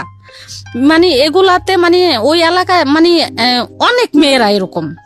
তাই এরকম ওই দেশের সরকার আছে না, ওই দেশের সরকার বাংলাদেশের সরকারের সাথে পরামর্শ কইরা মানে একটা বের করছে, যেন ওই দেশের থেকে এই দেশের সরকারে কিভাবে ওই দেশের ওই মেয়েগুলা আনা যায়। পাসপোর্ট তো নাই। আচ্ছা, পাসপোর্ট ছাড়া তো মারা গেলেও বাংলাদেশে আসা যায় না। আমার সামনে ভাইয়া এক মহিলা মারা গেছে, বাংলাদেশে পাঠাইতে পারে না ওরা করে। পরে কেমনি ফিটটা পরে ওইখানে আলবাহার একটা সাগর আছে, ওইখানে ফালাই দেয়। চিন্তা করেন অবস্থা। বলেন তারপরে কি করলো, পরামর্শ করলো 2 দেশের সরকার মিলা, মানে অনেক মেয়েরা হয়ে গেছে। ওই মেয়েরা করতেছে, পরে যে মেয়েরা আসার, অনেক মেয়েরা 5 বছর হয়ে গেছে, 10 বছর হয়ে গেছে অন্য ছেলের সাথে মানে সঙ্গী নিয়ে থাকতেছে। আর আমি তো যাওয়ার পরের থেকে তো শোক একটার পর একটা আছেই। আবার বাচ্চা থুয়ে গেছি, আবার মা মরছে, আবার নানি মরছে। আর আমার ভাইয়া ওরকম কোনো মন মানসিকতা ছিল না। অনেক ছেলেরা আমার অফার করছে ভাইয়া যে ডালিয়া তুমি আমার সাথে থাকো, তোমার $300 টাকা দিম। $100 টাকা ভাইয়া 9,000 টাকা। $300 দিম, $400 দিম, আমার সাথে থাকো, আমার সাথে থাকে তুমি কাজ করো, তোমার খানার কোনো অভাব হইব না। ভাই আমি অনেক কষ্ট করছি, খানার কান্নাকাটি করছি অনেক, জানেনি তো আমার কি অবস্থা গেছে তখন। এইভাবে কাটাইছি। পরে 3 মাস শেষ, 3 মাসের শেষে পরে ওইখানে $400 টাকা দিয়ে এক জায়গায় নাম দিছি বাংলাদেশে আসার জন্য, ছবি নাম দিছি। দিয়া পরে কি করলাম, ওই বাংলাদেশে আসার করলাম। বাংলাদেশে আইসে বললাম ভাইয়া, ওকে, বাংলাদেশে আসলাম। আইসে পরে বাচ্চা কাচ্চা দেখলাম ভালোই। কতদিন পরে আসলেন? 4 মাস পরে। 4 মাস পরে আসলেন। আচ্ছা, 4 মাস পরে আসলাম। আইসা বাচ্চা কাছে দেখলাম ভালোই। তখন সালাউদ্দিনের সাথে আমার চিনি আগের থেকেই, কিন্তু সালাউদ্দিন আমার নিয়ে নেগেটিভ ভাবতো, কিন্তু আমি ভাবতাম না। মানে পরিচয়টা কিভাবে হয়েছিল ওনার সঙ্গে? পরিচয় আমরা এক জায়গায় ভাড়া থাকতাম। আচ্ছা, ভাড়া থাকতাম। ওই বিদেশ থেকে আমার একদিন পরিচয় হলো আসার পরে। আচ্ছা, আসার পরে আমি খালপার আমার ওইখানে বাজারে গেছি, ও পেয়ারা কিনতেছে। কয় কি ডালিয়া তুমি আইসো? পরে আমি রে ভাই আইসি। পরে আমগো বাসায় গেল, যার পরে আমার নাম্বারটা নিল, নিয়ে পরিচয় আগের থেকেই। তারপরে এরকম নাম্বার টাম্বার নিয়ে পরে ওর সাথে কথাবার্তা হইলো। কামাল ওই সময় এরকমই, মানে ওই যে আমি বিদেশ তাইছি, কাম কাজও করে না। ওই কামাল কাজে গেছে নাকি, সকালবেলা আমি বের হইতাম, কই গেল খুঁজতে যাইতাম যে দেখি কাজে গেছিনি, যাই দেখতাম জুয়া খেলে। এরকম অনেক মানে এই কামালে পাগলামি করতেছে ভাইয়া, থামে না থামনে। পরে একবার করলাম, 3,000 টাকা নিয়ে কাজে গেছে, রিক্সা তখন ভ্যান চালায়। 3,000 টাকা নিয়ে কাজে গেছে। এখন রাত্রে আইসে কয় ডালিয়া আমার কাছ থেকে না 3,000 টাকা আলু বাজার সদরঘাট ওইখান থেকে নিয়ে গেছে ছিনতাইকাররা। তা আমি মনে মনে পরে চিন্তা করলাম যে 3,000 টাকা নিচ্ছে, ভ্যান নেয় নাই, টাকা নিলে তো ভ্যানও নিয়ে যাইব। তা নেয় নাই তো, সে মনে হয় জুয়াই খেলছে। ঠিকই ভাইয়া, জুয়া খেলে হারছে। আচ্ছা, তাই যাই হোক রাত্রে খুব জর্গা করতাম ওর সাথে আমি, জুয়া নিয়ে। তারপরের দিন সকালে আবার এই জুয়া খেলতে বসে যাইয়া, জুয়া খেলতে বইয়া জিতে আইসে। সারাদিন জুয়া খেলছে, রাত্রে আইসে। পরের দিন সকালে বাজারে যাইয়া 5-7 কেজি একটা মুরগি বড়, ওই একটা মুরগি আনছে মতো আমার ভালো লাগে না। আমার কথা হলো ভাই আমি গোস মাছ না খাইয়া প্রতিদিন আলু ভর্তা ডাল খামু, আমার স্বামী আইনে দিব, আমার বাচ্চা কাছে নিয়ে খামু, কাজের টাকা খামু, আমি কেন সে জুয়া খেলবো? এই জুয়ার টাকা গেলে জিতে সেই কাজটা করেছে। হ্যাঁ, জুয়ার টাকা ভাই আমার একদম ভালো লাগতো না, জুয়া লাগে যিনি আমার সতীন এরকম মনে হইতো, মানে বিষের মতো লাগতো। পরে ওই মুরগি সে আনছে, আইনা নিজে কাটছে, কাইটা কুইটা আমার ডালিয়া তুমি রান্না করো, পরে আমি খামু। পরে আমি রান্না বান্না করি না, আমার তো মন খারাপ, কইলে ঝগড়া লেগে যাবো, মারামারি। তারপরে আমায় তার সাথে গেলাম, সে বলতেছে ফোন আইছে আমি এক জায়গায় যাই আলু বাজার। পরে আমি গেলাম, যাইতে যাইতে যাইতে যাইতে দেখি কি যে জুয়ার ঘরে যে বইছে, বইয়া এখন আমি যাই থাবা দিয়ে হাত ধরছি যে কি ব্যাপার, এখন তো জুয়া খেলতেছেন আপনি, আপনি যে অস্বীকার জান আমার কাছে আমি জুয়া খেলি না, এটা তো ঠিক আছে, আপনি খেলতেছেন তো জুয়া, মানে সরাসরি ধরছি আমি যাইয়া, কয় হ্যাঁ আমি খেলতাছি। তখন এগুলো আমার পিছিয়ে পিছিয়ে আই পড়লো। তা এরকম করতে করতে ঘরে একটা টিভি ছিল ভাইয়া, এরকম 2 দিন পর পরই বন্ধ রাখতো, 2 দিন পর পরই বন্ধ, টেলিভিশন বন্ধ রাখতো। হ্যাঁ, টিভি বন্ধ রাখতো। ওই 7-8 বছর বয়স হয়েছে তখন সজীব সাগর সজলের, তখন ওই বাচ্চাকে কামি দিয়ে দিছে ভাইয়া, ধরলাম। এরকম করতাম, করার পরে এই সালাউদ্দিন তো আমার বাসায় আসা যাওয়া করতো। আজকে ডালিয়া ফাঁক আমি ঘর ভাড়া দিতে পারতাম না, সালাউদ্দিন ঘর ভাড়া দিতে পারি না সালাউদ্দিন, পরে নেন টাকা নেন, সালাউদ্দিন আজকে ঘর ভাড়া দিত, কালকে কেন কাঁচামরিচ পেঁয়াজ বাজার চাইল, মানে ওরা আমার সবসময় দরকার থাকতো টাকার, ও মানে চাইতে দেরি আছে ভাইয়া, দিতে দেরি নাই। আচ্ছা, আমার বাসায় আসা যাওয়া করতো, তাই সবকিছুই আমার দিত। আমার লসুন শীত আসলে আমার সালাউদ্দিন, হ্যাঁ সালাউদ্দিন এইগুলো দিত। আপনার হাজবেন্ড তো সন্দেহ করার কথা, এবং আপনার জায়গাতে সন্দেহ করার কথা, ও সন্দেহ করতো না, মানে ওই সালাউদ্দিন আমারে বোন রাখছে, আর অনেক আগের থেকে প্রায় 5-7 বছর আগের থেকে আসা যাওয়া। বিবাহিত ছিল নাকি অবিবাহিত ছিল? তো এরকম আমার দ্বিতীয় তো ওই কামালে আবার ওরা সন্দেহ করতো না, আমিও মানে এগুলা কিছু ভাবতাম না, ভাবতাম যে এমনি ভালো লাগে, ওর মায়া লাগে, এই জন্যই দিতেছে। তা এরকম করতো একদিন ব্রাহ্মণবাড়িয়া লাইনে ও গাড়ি হেল্পারি করে, তখন তো আমার জন্য একটা 3 পিস নিয়ে এসে ভাইয়া। পরে আমি থাকতাম 4 তলায়, 3 তলায় একটা শারমিন করে একটা মেয়ে ছিল, ওই মেয়েটার আমি বললাম যে শারমিন, সালাউদ্দিন না আমার জন্য একটা 3 পিস আনছে রে। শারমিন কয় ডালিয়া আফা, মানুষের একজন একটা জিনিস দেয় মানুষ স্বার্থের লিগে দেয়, স্বার্থ ছাড়া কিন্তু কেউ কিছু দেয় না। পরে আমাকে দুধ ওই আমার বোন ডাকে, ও কি স্বার্থ চাইবো আর দুধ, এগুলো আমি মানে এগুলো আমি কানেই নিলাম না, মাথায় আনলাম না, আমি এগুলা বিশ্বাস করি না। না কারণে আমার ফোন নাই, মোবাইল কিনে দিল সালাউদ্দিন, এরকম করতো। তো এরকম কিনে টিনে দেওয়ার পরে আমি সালাউদ্দিনের পছন্দ করতাম না ভাইয়া, ও হ্যাংলা। আমি মানুষটা নিশ্চয় আমি এরকম ছিলাম না, আরো 11 বছর আগের কথা, ভালোই ছিলাম। তাই আমার চয়েস ছিল খুব ভালো, সুন্দর চয়েস ছিল, আর হ্যামস্যাম। ও হেল্পারি করতো, গাড়িতে থাকতো, হ্যাংলা পাতলা, ভালো লাগতো না, ক্যাসরা টাইপের। পরে আমি কাজল করে আর একটা ছেলে আছে, ওই কাজলের সাথে কথা বলতাম, অনেক কথা বলতাম, ওর ফোন দিয়ে কাজলের সাথে কথা বলতাম। তো কথা বলানে ও আর কি কাজলের সাথে ওর সাথে লাগছে, মানে কাজলের সাথে ও কথা বলতে দিব না। এই আমার ঘরের ভিতরে যায়, এই আপনি ওর লগে কিহের কথা, কে বলছে এটা? এই সালাউদ্দিন।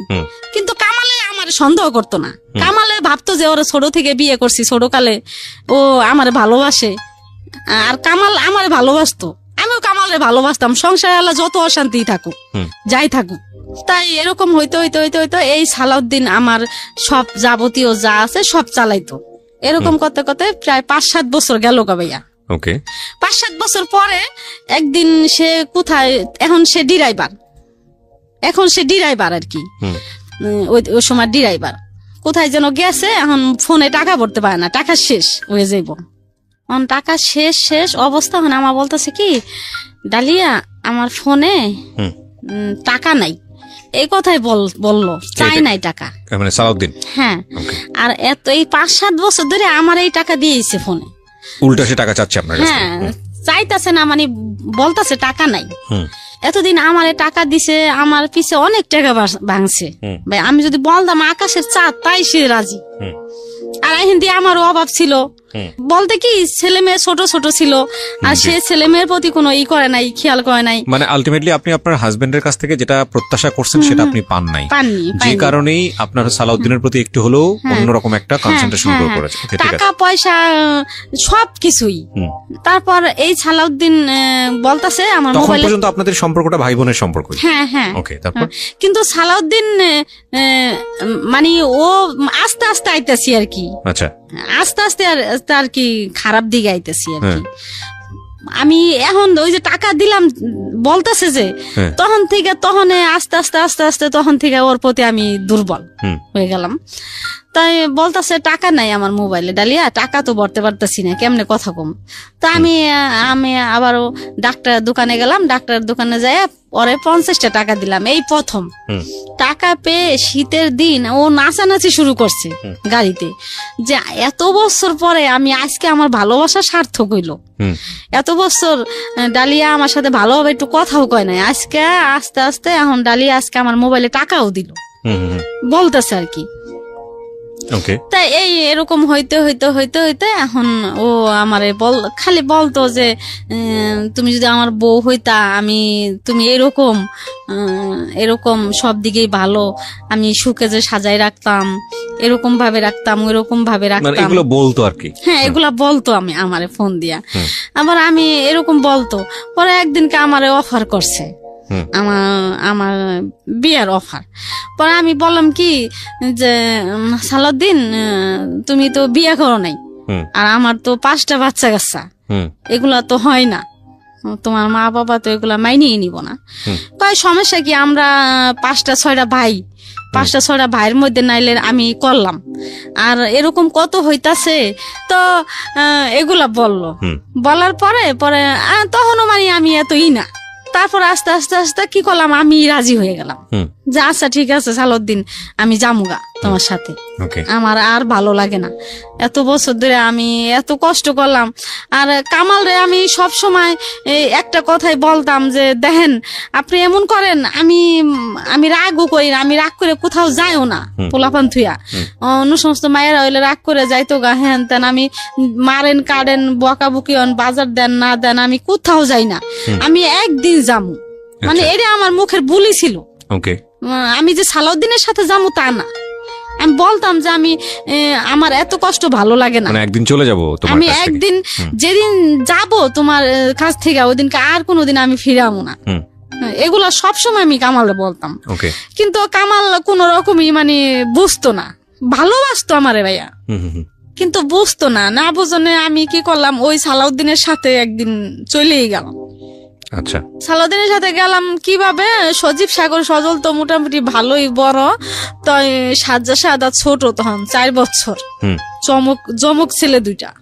আচ্ছা, ওই সাজ্জা সাদারে সালাউদ্দিন আমার যেখানে বাসা নিতে কইলো, ওই যে কেরানীগঞ্জ নদীর ওই পার, ওইখানে ভর্তি করলাম সাজ্জা সাদারে মাদ্রাসায়। আচ্ছা আচ্ছা, মাদ্রাসায় ভর্তি করে ওইখানেই বাসা নিলাম। তো আমি সালাউদ্দিনের সাথে চলে গেলাম। যাওয়ার পরে 2 দিন পর সালাউদ্দিন আর আমি কোর্টে গেলাম, যাইয়া কাবিন করলাম। আচ্ছা, 2 লাখ টাকা কাবিন করলাম। এর আগে কামাল রে আমি বাচ্চা কাচ্চা কোথায় তখন? 3 ছেলে কামালের কাছে, আর 2 ছেলে আমি ওই মাদ্রাসায় ভর্তি করছি। আচ্ছা, তার মানে বাচ্চা কাচ্চা সব কামালের জিম্মাতেই আছে। আর 2 ছেলে আমার রাখছি যে আমি যেন ওগো দেখতে পারি। পরে ডিভোর্স দিছি আরো আগেই, কিন্তু কামালের সাথে ওই যে আমার ঝগড়াঝাটি, এই জন্য কামালের সাথে আমার ভালো একটা সম্পর্ক। ডিভোর্স আগে কিভাবে দিয়েছেন? ডিভোর্স ওই কামাল রে সালাউদ্দিনের কাছ থেকে যাওয়ার আগে সালাউদ্দিনই আমারে দেওয়াইছে কামাল রে ডিভোর্স, যে তুমি কামাল রে ডিভোর্স দিয়ে দাও। পরে কি করলাম, আমি ডিভোর্স দিয়ে দিলাম কামাল রে, দিয়া সালাউদ্দিন রে নিয়ে আমি কেরানীগঞ্জ ওদিকে বাসা নিলাম। নিয়া পরে 2 দিন পরে আমরা কি করলাম, কোর্টে যায় 2 লাখ টাকা কাবিন করলাম। 2 লাখ টাকা কাবিন করলাম। এরপরে কামালে তো আমি যেদিন গেছি ওই দিন থেকে যদি আইয়া দেখছে আমি ঘরে নাই, এই পাগল, এই দিন ওই আর কি তার হুশ হইলো, কিন্তু এতদিন তার হুশ হয় নাই। সে ভাবে নাই যে আমি চলে যাম, আমি কামাল পাগলের মতো হয়ে গেছে। সালাউদ্দিন গো বাসায় নিচতলা, আমার গো বাসায় 5 তলা, সালাউদ্দিনের মা বাবা সবাই নিচতলায় থাকে। তাই যাওয়ার মধ্যে আমার বাসায় সালাউদ্দিনই যাইতো, কামাল জানে, আর তো কেউ যাইতো না। তাই সালাউদ্দিনের সাথে আমি কাবিন করলাম। তাই এই হিন্দি আর কি আমার খোঁজাখুঁজি করতেছে কামাল, যে কোথায় গেল, রাগ হয়ে হয়তো কারো বাসায় গেল নি না কি করলো, সে এখনো বুঝে নাই যে আমি সালাউদ্দিনের সাথে গেছি। তখন পর্যন্ত সে মানে বিশ্বাসই করতে পারছে না, বিশ্বাসই করতে পারতেছে না যে আমি সালাউদ্দিনের সাথে চলে যাবো। আর সালাউদ্দিন তো বাড়িতে আমার ওই জায়গা থুয়ে সালাউদ্দিন বাড়িতে আশেপাশে ঘুরতো, যেন না বুঝতে পারে কেউ, কামালে যেন না বুঝতে পারে। তো তারপরের দিন কামাল সালাউদ্দিন রে এক গলির মধ্যে নিয়ে ওর পায়ে ফন্দ ধরছে সালাউদ্দিনের, যে সালাউদ্দিন ডালিয়া কই আছে তুই কইতে পারবি, তুই আমার বাসায় যাইতে আইতি, তোর সাথে পুনুর পুনুর করতো, সারাদিন কথাবার্তা কইতো, তুই কত ডালিয়া কই আছে। পরে সালাউদ্দিন কয় ভাই আমি তো জানি না ডালিয়া কই আছে। পরে এমন করতে করতে সে দেশের থেকে দেখেন কামাল এখন পাগল, দেশের থেকে ফকির আনছে, ফকির আইনে আমারে আনবো আর কি তাবিজ টাবিজ কইরা, দেশের থেকে ভালো টাকা দিয়ে ফকির আনছে আইনা। এখন ফকিরে বলে দিছে যে ওদিকে আছে। পরে কি করলো কামালে, ওদিক থেকে আমারে বাইর করলো। কোথায় ছিলেন? ওই কেরানীগঞ্জ। ওদিক থেকে কেমনে কেমনে খোঁজ নিয়ে আমার বাইর করলো। কেরানীগঞ্জে তখন আপনি এবং তখন তদ্দিনে কি জানতে পারছে যে আপনি সালাউদ্দিনকে বিয়ে করে ফেলছেন? পরে জানতে পারছে। না, কি বের করার আগে জানছে না বের করার পরে জানছে? বাইর করার আগেই জানছে। জানছে কেমনে? সালাউদ্দিনের সাথে আমি দেশে গেছি একবার, দেশে গেছি। এখন সালাউদ্দিন বলতেছে কি ডালি আমি তুঙ্গ বাসায় যাবো, বাড়িতে আমার বোনের বাড়িতে গেছি। পরে হাসিনা আমার বোন মাদ্রাসা, এখন আমার বোনে বলতেছে কি মাদ্রাসার ভিতরে বাসা, কয় কি যে এক নিজের রক্তের আত্মীয় স্বজন ছাড়া আর কেউ নেওয়া যাইব না। পরে আমি কই কি না সালাউদ্দিনটা আনতে হইব, সালাউদ্দিনটা আমি আনবই, আর যদি না আনতে দেয় তাহলে আমি আর কোনোদিন আম না। তা আমার বোনেরা আবার আমার খুব ভালোবাসে, খুব।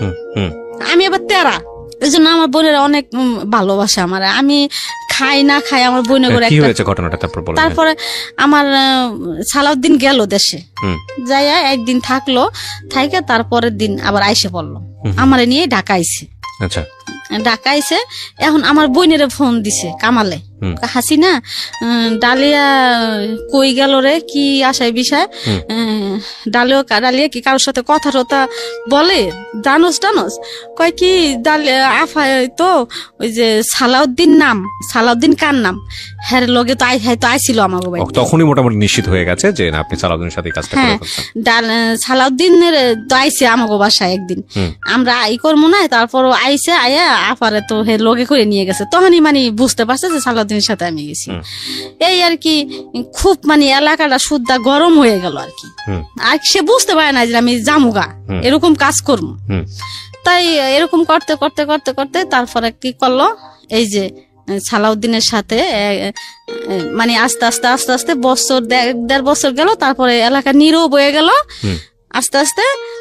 তখন মানিকগঞ্জ থেকে তো আপনাকে খুঁজে বের করলো, তখন তারপরে কি হলো? খুঁজে বের করলে কি হয়েছে, বের করলে আমারে করে নাই, মানে রাখে নাই, বাইর করছে ঠিকই, কিন্তু আমার আপনার সঙ্গে কথোপকথন হলো না? আপনার সঙ্গে কথা হয়েছে, কিন্তু আমি বলছি আমি আর থাকুম না তোমার কাছে। আচ্ছা, তো বাচ্চা কাচ্চা তোমার কাছে থাকুম না, আমি তোর কাছে গেছি গা, আমি তো এতদিন এতটা বছর আমি সহ্য করছি, আমি তো আপনার কইছি যে আমি গেলে একদিনই যামু, আপনি এত করছেন, তাহলে এখন কিল্লি গা এমন করতেছেন, আমি তো ওর লগে গেছি গা, সমস্যা কি? পরে এরকম করতে করতে পরে ঠিক আমি ওর কাছে থাকলামই না থাইকা সালাউদ্দিন আর আমি বাসা নিলাম, নিয়া থাকলাম। বাচ্চা কাচ্চার কথা তখন মনে পড়তো না? বাচ্চা কাচ্চা তো ওর কাছেই ছিল, মানে আপনার কামালের কাছেই ছিল। তখন মানে আবার ওই কামাল এলাকা ছেড়ে অন্য এলাকায় গেছে, চলে গেছে, অন্য এলাকায় গেছে গা। আমি আবার ওই কেরানীগঞ্জ থেকে ওই এলাকায় আইছি, এলাকায় আয়া বাসা নিছি। এখন আমার ছেলেরা, আমার বড় ছেলে, মেজো ছেলে, সেজো ছেলে এখন ওই কামালের কাছে যায় না, আমার কাছে থাকবো, ওর কাছে যায় না, ও বাপের কাছে যায় না। ওই যে বাপে কামে কাজে দিয়ে দিছে, এরকম করছে। এখন আমার ছেলেরা তো দেখছে কম বেশি আমার ব্যাপারটা, তো ছেলেরা আমার কাছে আইসে বললো, আসছে মতো আমার মেজো ছেলেরা একদিনকে, আমার মেজো ছেলেরা আবারও করা বেশি, তখন মনে হয় 10-11 বছর আমার মেজো ছেলের ভাত দিয়ে বলতাছি যে সাগর আমি সালাউদ্দিনের লেগে গেছি তাই কি আমি কামালরে ছাইড়া দিছি, আমি সালাউদ্দিনরেও ছাইড়া দিন, তো করে যদি সালাউদ্দিন না পছন্দ করে আমি তো করে চাই, আমি সালাউদ্দিনেরও আমার দরকার নেই, আমি তো নিয়ে থাকুম, আমি যাই করছি আমি তো বাই করে নিয়ে থাকুম, আমি তো করে হালাম না। সালাদিন যেদিন কইব যে ও করে ঘরে জায়গা দেশকে আমি সালাদিন ছাইড়া দিম, আমি তো করে ছাড়ুম না। তাই কইয়া বুঝাই টুজাই আমার ছেলেরা সবই আমার কাছে থাকলো, থাইকে টাইকে ছেলেরাও কাজ কাম করে। সালাদিন কোন রকম আর কি আসে, কোন রকম কোনোদিন টাকা কিছু দেয়, কোনোদিন দেয় না, এই অবস্থায় মানে এখন মানে ওই যে বিয়ের আগ পর্যন্তই আমার ভালোবাসছে। এখন বিয়া করছে, একজনের কাছ থেকে আনছে, এখন মানে সে হাল ছাইড়ে দিতেছে আস্তে আস্তে, এখন আর তার দরকার নাই আমার। তো এরকমটা কোন রকম দেয় আর কি, কোন রকম কি মানে তার একটা আছে না যে আমি বিয়ে করছি, আমার এত টাকা দিতে হইব মাসে, আমি যেহেতু ওর একজনের কাছ থেকে আনছি, আমার এত টাকা দিতে হইব, আমার ওরে দিতেই হইব, এগুলা তার মানে মাথায় নাই। আচ্ছা, তার মাথায় যে আমি পারলে দিলাম, না পারলে না দিলাম, গেলে গেলাম, না গেলে না গেলাম, এই আর কি আমার কষ্ট। আমার সন্তান টন্তান নিয়ে আমি থাকতেছি 7-8 বছর গেল। যাওয়ার পরে আমি চিন্তা করলাম যে সালাউদ্দিন তো আমার পিছু ছাড়ে না, যেমনই হোক আমার পিছে পিছেই রয়েছে, আর আমি কামাল যেহেতু ছাইরে আইছি, তাই আমার একটা স্বামীর দরকার আছে, আমার একটা স্বামীর দরকার আছে। স্বামী থাকলে মানুষে কিন্তু একটা বাড়িতে গেলে ঘর ভাড়া দেয় না ভাইয়া স্বামী ছাড়া। আর আমার ছোট ছোট বাচ্চা কাছে না, পরে কি করলাম, এই চিন্তা ভাবনা করে আমি এই হাবিব রে নিলাম। এই হাবিব আমি উনিছি, আর আল্লাহ দিছে, দেওয়ার মালিক আল্লাহ। তো এই হাবিব পেটে আসলো আর কি 8 বছর পরে, মানে যে বাচ্চাটাকে আপনি আজকে নিয়ে আসছেন 8 বছর পরে, বলতে কি মানে সালাউদ্দিনের সাথে সংসার, সালাউদ্দিনের সাথে সংসার করছেন 8 বছর, তারপরে বাচ্চা কাচ্চা। এই 8 বছর আমি একটু জানতে চাই, 8 বছর কি হলো, মানে আপনার সালাউদ্দিনের সাথে কোনো সমস্যা হয়নি, সে আপনার বাচ্চা কাচ্চা সহ মেনে নিয়েছে? মেনে নিছে, কিন্তু আমার বাচ্চা কাচ্চারা খারাপ জানতো না। কি লিগে খারাপ জানতো না, আমার বিয়ের আগে আমার বাচ্চা কাচ্চারা খুব ভালোবাসতো সে, কিন্তু বিয়ের পরে মনে হইলো কি সালাউদ্দিন আমার বাচ্চা কাচ্চা মানে তার একটা দেওয়াল হয়ে গেল, মানে কেমন কেমন যে না বাচ্চাগুলোর সাথে ঠিক মতো কথা বলতো না। আর যেমন বিয়ের আগে আমার সজীব সাগর বলতো, মামা আমার 10 টাকা দেন, আমার 5 টাকা দেন, গেলে গলা ধরতো, মামারে ভালোবাসতো, আমার টাকা দেন, মুড়ি খামু, হেন খামু, তেন খামু, ঝালমুড়ি খাম। কিন্তু তখন আর আমার ছেলেরা কেউ ওই সালাউদ্দিনের সাথে আর কথা বলে না, আর সালাউদ্দিনও আমার ছেলে বেশি ভালোবাসে না। ওই সাজ্জাদ শাহাদাতের দুইটু সামনে পড়লে কথা কয়, না পড়লে নাই। তা এর মধ্যে এই বাচ্চা না আমার পেটে আসলো, আসার পরে বাচ্চাটা পেটে আসলো, তখন ওর চাকরি নাই, সাসপেন্ড করলো। সাসপেন্ড করার পরে এখন সালাউদ্দিনের চাকরি নেই, চাকরি নাই। আমি টুকটাক ব্যাগের কাজ করতাম, সজীব সাগর সজল টাকা দিত, এই দিয়েই আমি চলতাম, ঘর ভাড়া দিতাম, আমরা খাইতাম, আবার সাজ্জাদ শাহাদাতের মাদ্রাসার বেতনও চালাইতাম। আবারও এই সালাউদ্দিন আসলে বাজার করে খাওয়াইতাম, আবার সালাউদ্দিনের টুকটাক কোনো কাপড় চোপড় লাগলে দিতাম। মানে কি সালাউদ্দিন দূরে থাকতো? হ্যাঁ, ওর বাবা মার কাছেই থাকতো বেশি। আপনার কাছে থাকতো? বললাম না, 15 দিন পরে, 10 দিন পরে, 1 মাস না, 15 দিন, 10 দিন, 1 সপ্তাহ পর পরই আসতো। আচ্ছা, আমার কাছে। তাই এরকম চলতেছি যখন বাবু হওয়ার 1 সপ্তাহ আগে আমি মেডিকেল টেডিকেল সবই রেডি হয়ে গেছে, বলছে যে বাবু সিজারে হইব। তাই এখন ভর্তি হমু, এখন সালাউদ্দিন বলতেছি কি, সালাউদ্দিন এখন তো আমার মা ভর্তি হইতে হইব মেডিকেল, এখন কি করবো? এখন কয় আচ্ছা ঠিক আছে, যা একটা করাই যাইবো, মানে ওরকম একটা মাথা করে না, মানে এটা গুরুত্ব দেয় না, কি আর করে না।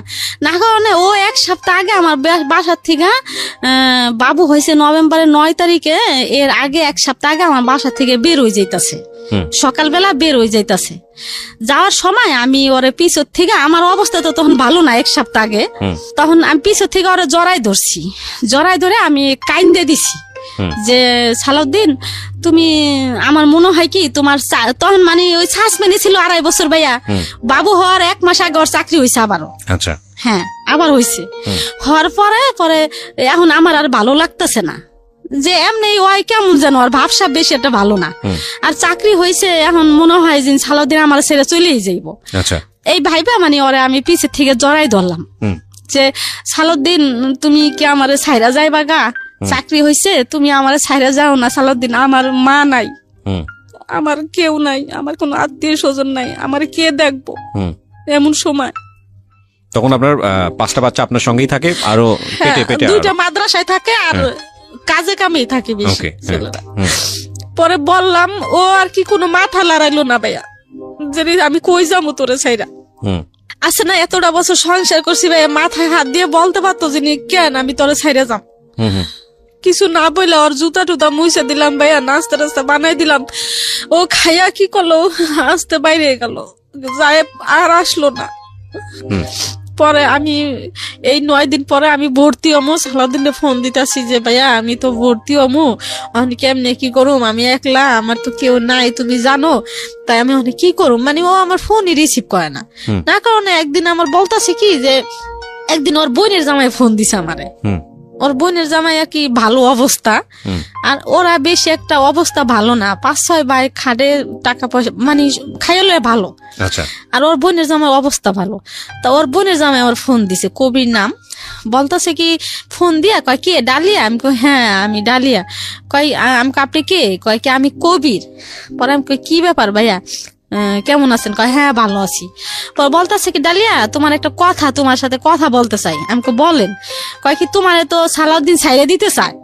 পরে ভাইয়া লাগলো কি আমার সারা শরীরে ঘাম ছুটে গেল। ওর বোনের জামাই, মা বোন সবাই ভাবতাছে যে এখন সরকারি চাকরি ছিল না এতদিন, যাই হোক আসিল, এখন সরকারি চাকরি হইতাছে, আমার ছেলে আরো একটা বাচ্চা হইতাছে, ওই বাচ্চারে খাওন টাউন দিব, টাকা পয়সা দিব, আর ওগুলা এখন সবাই মানে চিন্তা ভাবনা করছে আমারে ছাড়াই হেলাইব। চাকরি হইছে, এখন সালাউদ্দিনও আমারে ছাইড়ে দিব, এই চিন্তা। হ্যাঁ, আপনাকে বলছে, তারপর কি হলো? ওর বোনের জামা হাতে পায়ে ধরে বলছে যে ভাইয়া আমারে টাকা পয়সা দিয়ে ডালিয়ারে ছাড়ান, আমি মাসে মাসে বেতন পাই, যে 18,000 টাকায় বেতন পাবো, এগুলো আপনারা মাসে মাসে আপনি নিয়ে যান, আর গাড়ি যে চালামো এই টাকায় সংসার চলবো, মা বাপের দিন। এগুলা বলছে। ওর বোনের জামাই কি করলো আমার ফোন দিয়ে বলতেছে কি সালাউদ্দিন তো তোমার ছাইড়ে দিতে চাই। পরে আমি কই কি ছাইড়ে দিতে চাই, এতটা বছর গেল এখন ছাইড়ে দিতে চাই, বাবু হইব এখন এই সময় ছাইড়ে দিতে চাইবো কি কিনলিগা কি, তা তো আমি জানি না, সালাউদ্দিন রাখবো না তোমারে, এরকম এরকম আমরা তোমার টাকা পয়সা দিয়ে ছাইড়ে দিতে চাই। তাই কি করলো, এই 9 দিনের ভিতরে আর কোনো খোঁজ খবর নাই। এই কথা আর কি আমার কানে আসলো, ফোন দিল, তখন তো আমার অবস্থা কেমন তা তো জানেনি ভাইয়া, এতটা বছর আমি ওর সাথে থাকলাম যেমনই হোক। তাই এই নভেম্বরের 8 তারিখে আমি মেডিকেলে ভর্তি হইলাম, হাসপাতালে, আমগো বাসার পাশেই হাসপাতালে ভর্তি হয়েছি। এখন আমি এর আগে এক আপারে বলছিলাম ভাত খাওয়ায়, মানুষ খাওয়ায়, হে আপাটা মানুষ খাওয়ায় আর কি, 15-20 জন। আপারে বললাম কি আপা, পাশের বাড়িরই আপা, আমি যদি মেডিকেলে ভর্তি হই, আপনি তো জানেনই আপা আমার কেউই নাই, যদি আমার আপনার লাগে আপা তাহলে কি আপনি যাইবেন? কয় কে আমি যাবো না, কে তুই আমার ফোন দিস দেখিস আমি যাবো। পরে আমি ভর্তি হইলাম 8 তারিখে নভেম্বরের। 9 তারিখে সকালবেলা ভাইয়া আমার সিজার করব। এখন ওই আপায় সকালবেলা বাজারে গেছে, আরো দেখেছে, এর মধ্যে আমার শরীর মানুষ চায় ভাইয়া। পরে শরীর মানুষ চায়, এখন আমি শরীর মানুষ পাম কই, আমার স্বামীরে চায়। এখন আমি ওর আব্বুরে ফোন দিলাম সালাউদ্দিন রে, যে ভাইয়া তুমি কই, অন্য নাম্বার দিয়া। পরে কয় কি আমি তো বাসায়। পরে আমি ভাইয়া একটা সই লাগবো ভাইয়া, এখন না আমার একটা সই দিয়ে যাও, এখানে তো কেউ নাই, এখন সই কেডা দিয়ে দিব, একটা সই দিয়ে যাও না ভাইয়া। কইলাম মতো আমি আইতাছি, কই ভাইয়া ফোনটা অফ করে রাখলো। আমার সাথে কিন্তু কোনো ঝগড়া খাইছে না। আচ্ছা, ফোনটা অফ করে রাখলো ভাইয়া, আর আমার আইলো না সই দিতে। তাই ওই আপাটাই আসলো, আইসে ওই আপায় সই দিল, আমার সই নিল, নিয়ে আমার কি করলো সিজারের রুমে ঢুকাইলো। এখন ঢুকাইছে মতো ভাইয়া আমার অবস্থা অনেক খারাপ। কেন খারাপ? সাজা সাদাত মাদ্রাসায় সজীব সাগরে আমি বইলে আসিনি, সালাউদ্দিন এত ভালোবাসলাম, একজন থুয়ে সালাউদ্দিনের কাছে আসলাম, সালাউদ্দিনের সাথে এতদিন এত কিছু হইলো, কোথায় গেল আজকে সেই ভালোবাসা? আমারে সালাউদ্দিন একটা সই দিতে আসলো না। আর আমি যদি মইরা যাই তাহলে আমার সাজা সাদাত কই যাইব, সজীব সাগর সজল কই যাইব, এগুলা নানা চিন্তা ভাবনা ভাই আমার এখন আমার নাই, আমি ঠিক নাই। না ঠিক থাকো না, আমার পিঠে সুই দিছে অপসকরণের সিজার করব, 2 বার দিছে সুই, তারপরও আমার অপস হয় না।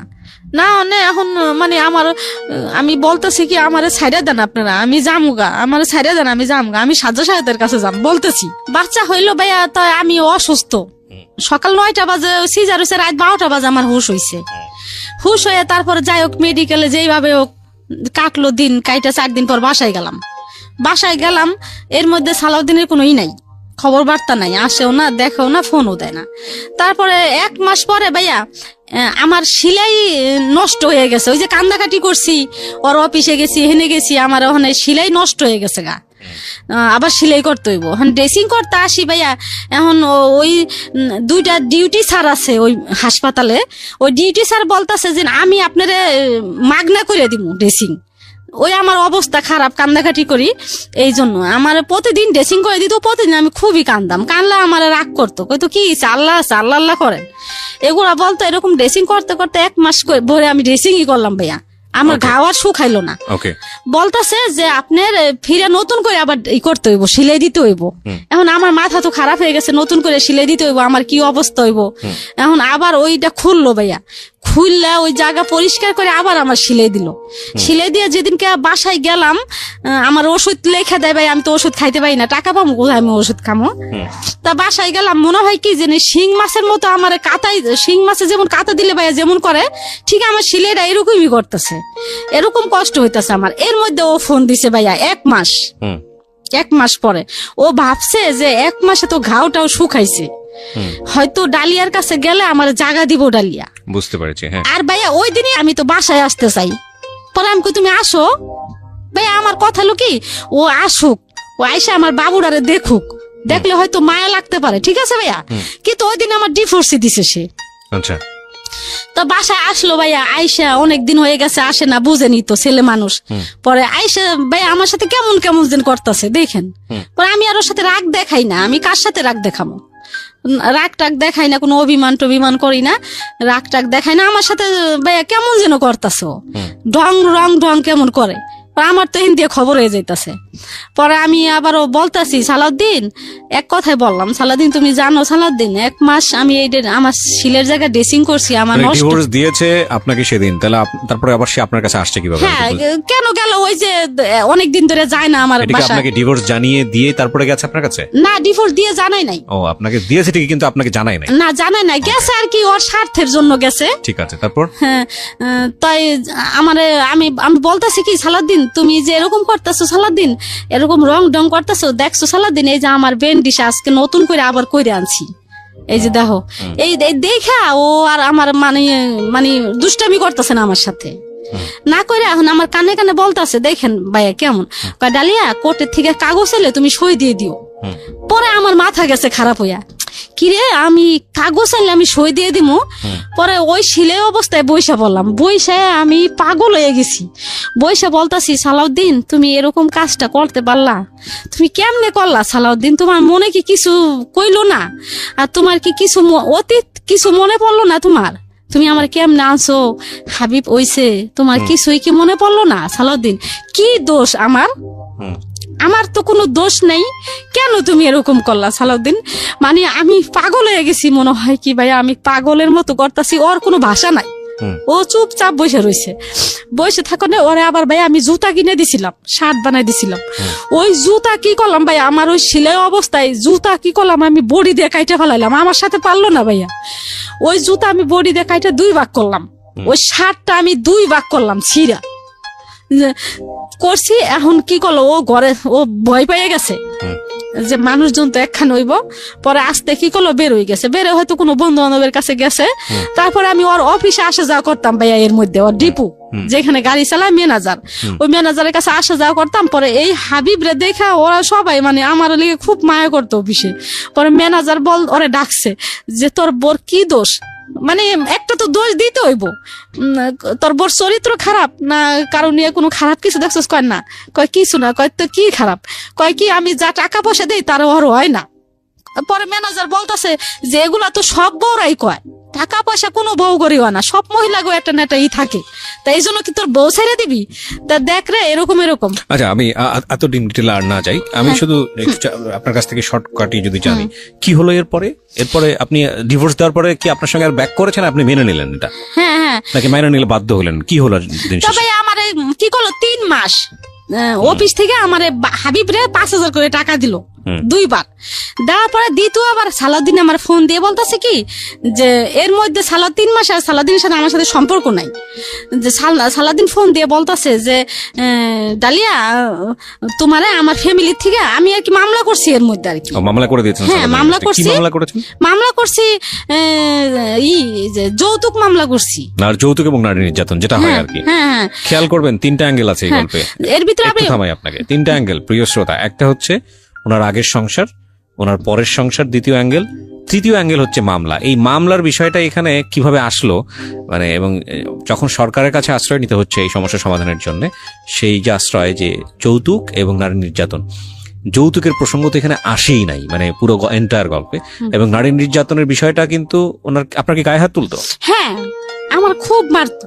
ও মারতো? আমার মায়ের পাগলের মতো মারতো, এই পাশে থেকে মারে ওই পাশে নিত, ওই পাশে থেকে ওই মাসে। এই 8 বছরের সংসারে এত মারতো, তারপর আপনি সংসার করেছেন তার সঙ্গে? হ্যাঁ আমি সংসার করছি, ওই যে একটাই ভাইবা যে আমার কিছু করার ভুল, ভয়ঙ্কর রকমের ভুল। আচ্ছা ঠিক আছে, হ্যাঁ বলেন তারপর। তো আমি মামলা করছি। এখন মামলা ওখানে ও বলতেছে কি ডালিয়া তুমি বাবুরে লইয়া যাইবা আইবা, তো এগুলা না করে আমার ফ্যামিলি থেকে তোমার 2 লাখ টাকা দিব, 2 লাখ 2.5 লাখ যাই দেখ তুমি মাইনে নাও। আর আমি তো আছি, আমার সন্তান, আমি তো আর এটা করতেছি না। ও যদিও সই দিয়ে থাকি তাহলে তো আমি মনের থেকে সই দিম না, সন্তান তো সন্তানই আমার, তাই একটু মাইনে না পরে আমরা মিলবো। তাই ভাইয়া আমি কি করলাম, ওর কথা আমার ভুল হয়ে গেছে বলতেছে, আমার ভুল হয়ে গেছে। আমি ওই ম্যানেজার টেনেজার সবার কথা মতো মামলাটা তুলে নিলেন? হ্যাঁ না তুলে নিলাম না, ওর উকিলে আমার উকিলে মিলা এই মানে এক জায়গায় বইসা ওই আমারে কি করলো 2.5 লাখ টাকা দিল। বাবুর হাবিবের বাবদ 50,000 টাকা আর আমার কাবিনের 2 লাখ টাকা। পরে দেওয়ার আগে থেকে আমার সাথে ভালো যোগাযোগ শুরু করলো ভাইয়া ওর আব্বু এই সালাউদ্দিন। ভালো কথাবার্তা বলতেছে, দেওয়ার প্রায় 15-20 দিন আগের থেকে আমার আগের মতো মানে এই বিয়ার আগের মতো কথাবার্তা শুরু করতেছে। এখন আমার বলতেছে কি আমার ভুল হয়ে গেছে ডালিয়া, তাই আমি আবার তোমার জীবনে আসতে চাই, তোমার মা বাপ নাই, হাবিব রেখে রাখবো, এত কষ্ট। পরে ভাই আমি রাজি হইয়া ওরে আবার আমি আনলাম, আইনা পর আবার আমরা কি করলাম কাবিন কইরা ফিরা ও বলতেছে কি আমার কিছু টাকা টুকা দাও না। ও আমার কাছ থেকে ভাই 1 লাখ টাকা নিল আর 1.5 লাখ টাকা আমার কাছে রইলো। আবার টাকা নিয়ে নিয়েছে? হ্যাঁ 1 লাখ টাকা নিয়ে 1.5 লাখ টাকা আমার কাছে থাকলো। এখন ওই 1 লাখ টাকা নিয়ে ঋণ পিন দিল, একটা অপ্পো সেট টেট কিনলো আমো ঘরে, মানে আমারও টুকটাক কিছু আর কি ভাঙছি ভাইয়া বুঝছেন কইরা। তারপরে এখন কিছুদিন পরে ভাইয়া আবার শুরু করছে, আবার ওই 1.5 লাখ টাকা চাই ভাইয়া বুঝছেন। ওই 1.5 লাখ টাকা আমার কথা হলো কি সালাউদ্দিন তো আমার ভালো কিছু দেয় না, দিয়েছেন তারপরে আর মামলা করেছেন, মামলা তুলে নিয়েছেন টাকার জন্য, উকিলে বসে একটা সমাধান করেছেন। তারপরে সে আপনার কাছে আবার ফিরছে, ফিরে টাকাগুলো যখন আপনার কাছ থেকে নিচ্ছে তখন কি তাকে আবার বিয়ে করেছিলেন? না করেন না, আবার বিয়ে করছেন। তখন কত টাকা দিন মহল ধরেছেন? 1 লাখ টাকা। 1 লাখ টাকা, আচ্ছা ঠিক আছে। তারপরে ওই 1.5 লাখ টাকা আবার চাইতাছে, পরে 1.5 লাখ টাকা চাইতাছে। এখন আমার কথা কি যে ও তো আর ভালো না, যদি ভালো হইতো 1.5 লাখ টাকা আমার কিডনি বেচেও দিতাম। 1 লাখ টাকা দিছি, তা 1.5 লাখ টাকা থাক আমার কাছে, তাই ওই 1.5 লাখ টাকা চায়। আর ভাইয়া আজকে এই মেয়ের সাথে, কালকে ওই মেয়ের সাথে, খুলনা যায় একটা, গোপালগঞ্জ যায় একটা, এই নোয়াখালী যায় একটা, মানে যেই দেশে যাইবো ওই দেশে তার একটা ড্রাইভার গাড়ি চালায়, ওই দেশে তার একটা না একটা আছেই।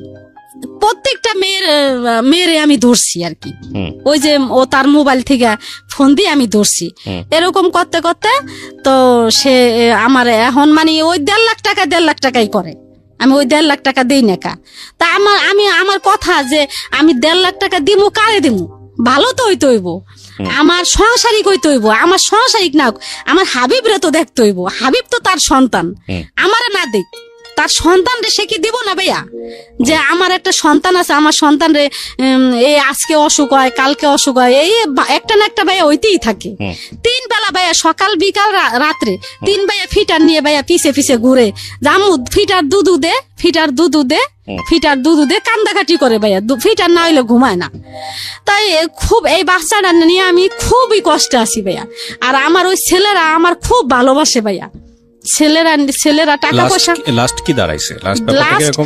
লাস্ট দাঁড়াইছে কি আমি কিছুদিন আগে আমি মামলাও করছি ভাই, আবার ওর নামে আবার মামলা করছি। আর আমি ওর হেড অফিসে দিছি, এই যে দরখাস্ত দিছি যে আমার এই ব্যাপার, আমার টাকা পয়সা দেয় না একটা ছেলে, এরকম তা ওই দরখাস্তটা এখনো হয় নাই। আপনি ওর অফিস মানে ও কি সরকারি চাকরি করে? হ্যাঁ, সরকারি চাকরি করে। তাহলে ওর আপনি দরখাস্ত দিয়েছেন, প্লাস হচ্ছে আবার মামলাও করেছেন। এখন এই অবস্থায় আপনি ঝুলন্ত অবস্থায় আছেন। আপনার ছেলে মেয়ে সবগুলো এখন আপনার সঙ্গে আছে, মানে 7টা ছেলে আপনার? না, 6টা। 6টা। তো এই 6টা ছেলে। তো আপনার জীবনে আপনি যে ঘটনাটা আজকে এখানে বললেন, আপনার ভুলটা কি, আপনার অপরাধটা কি? ভুলটা কি ভাইয়া, এটা তো আপনি বুঝতে পারছেন। আমার মনে হয় না যে আমার কোনো ভুল ভাইয়া, আমার জীবনটা এই ছোট থেকে। আপনার ডেফিনেটলি ভুল আছে, কিন্তু আপনি যদি মনে না করতে পারেন যে আপনার কোনো ভুল নাই।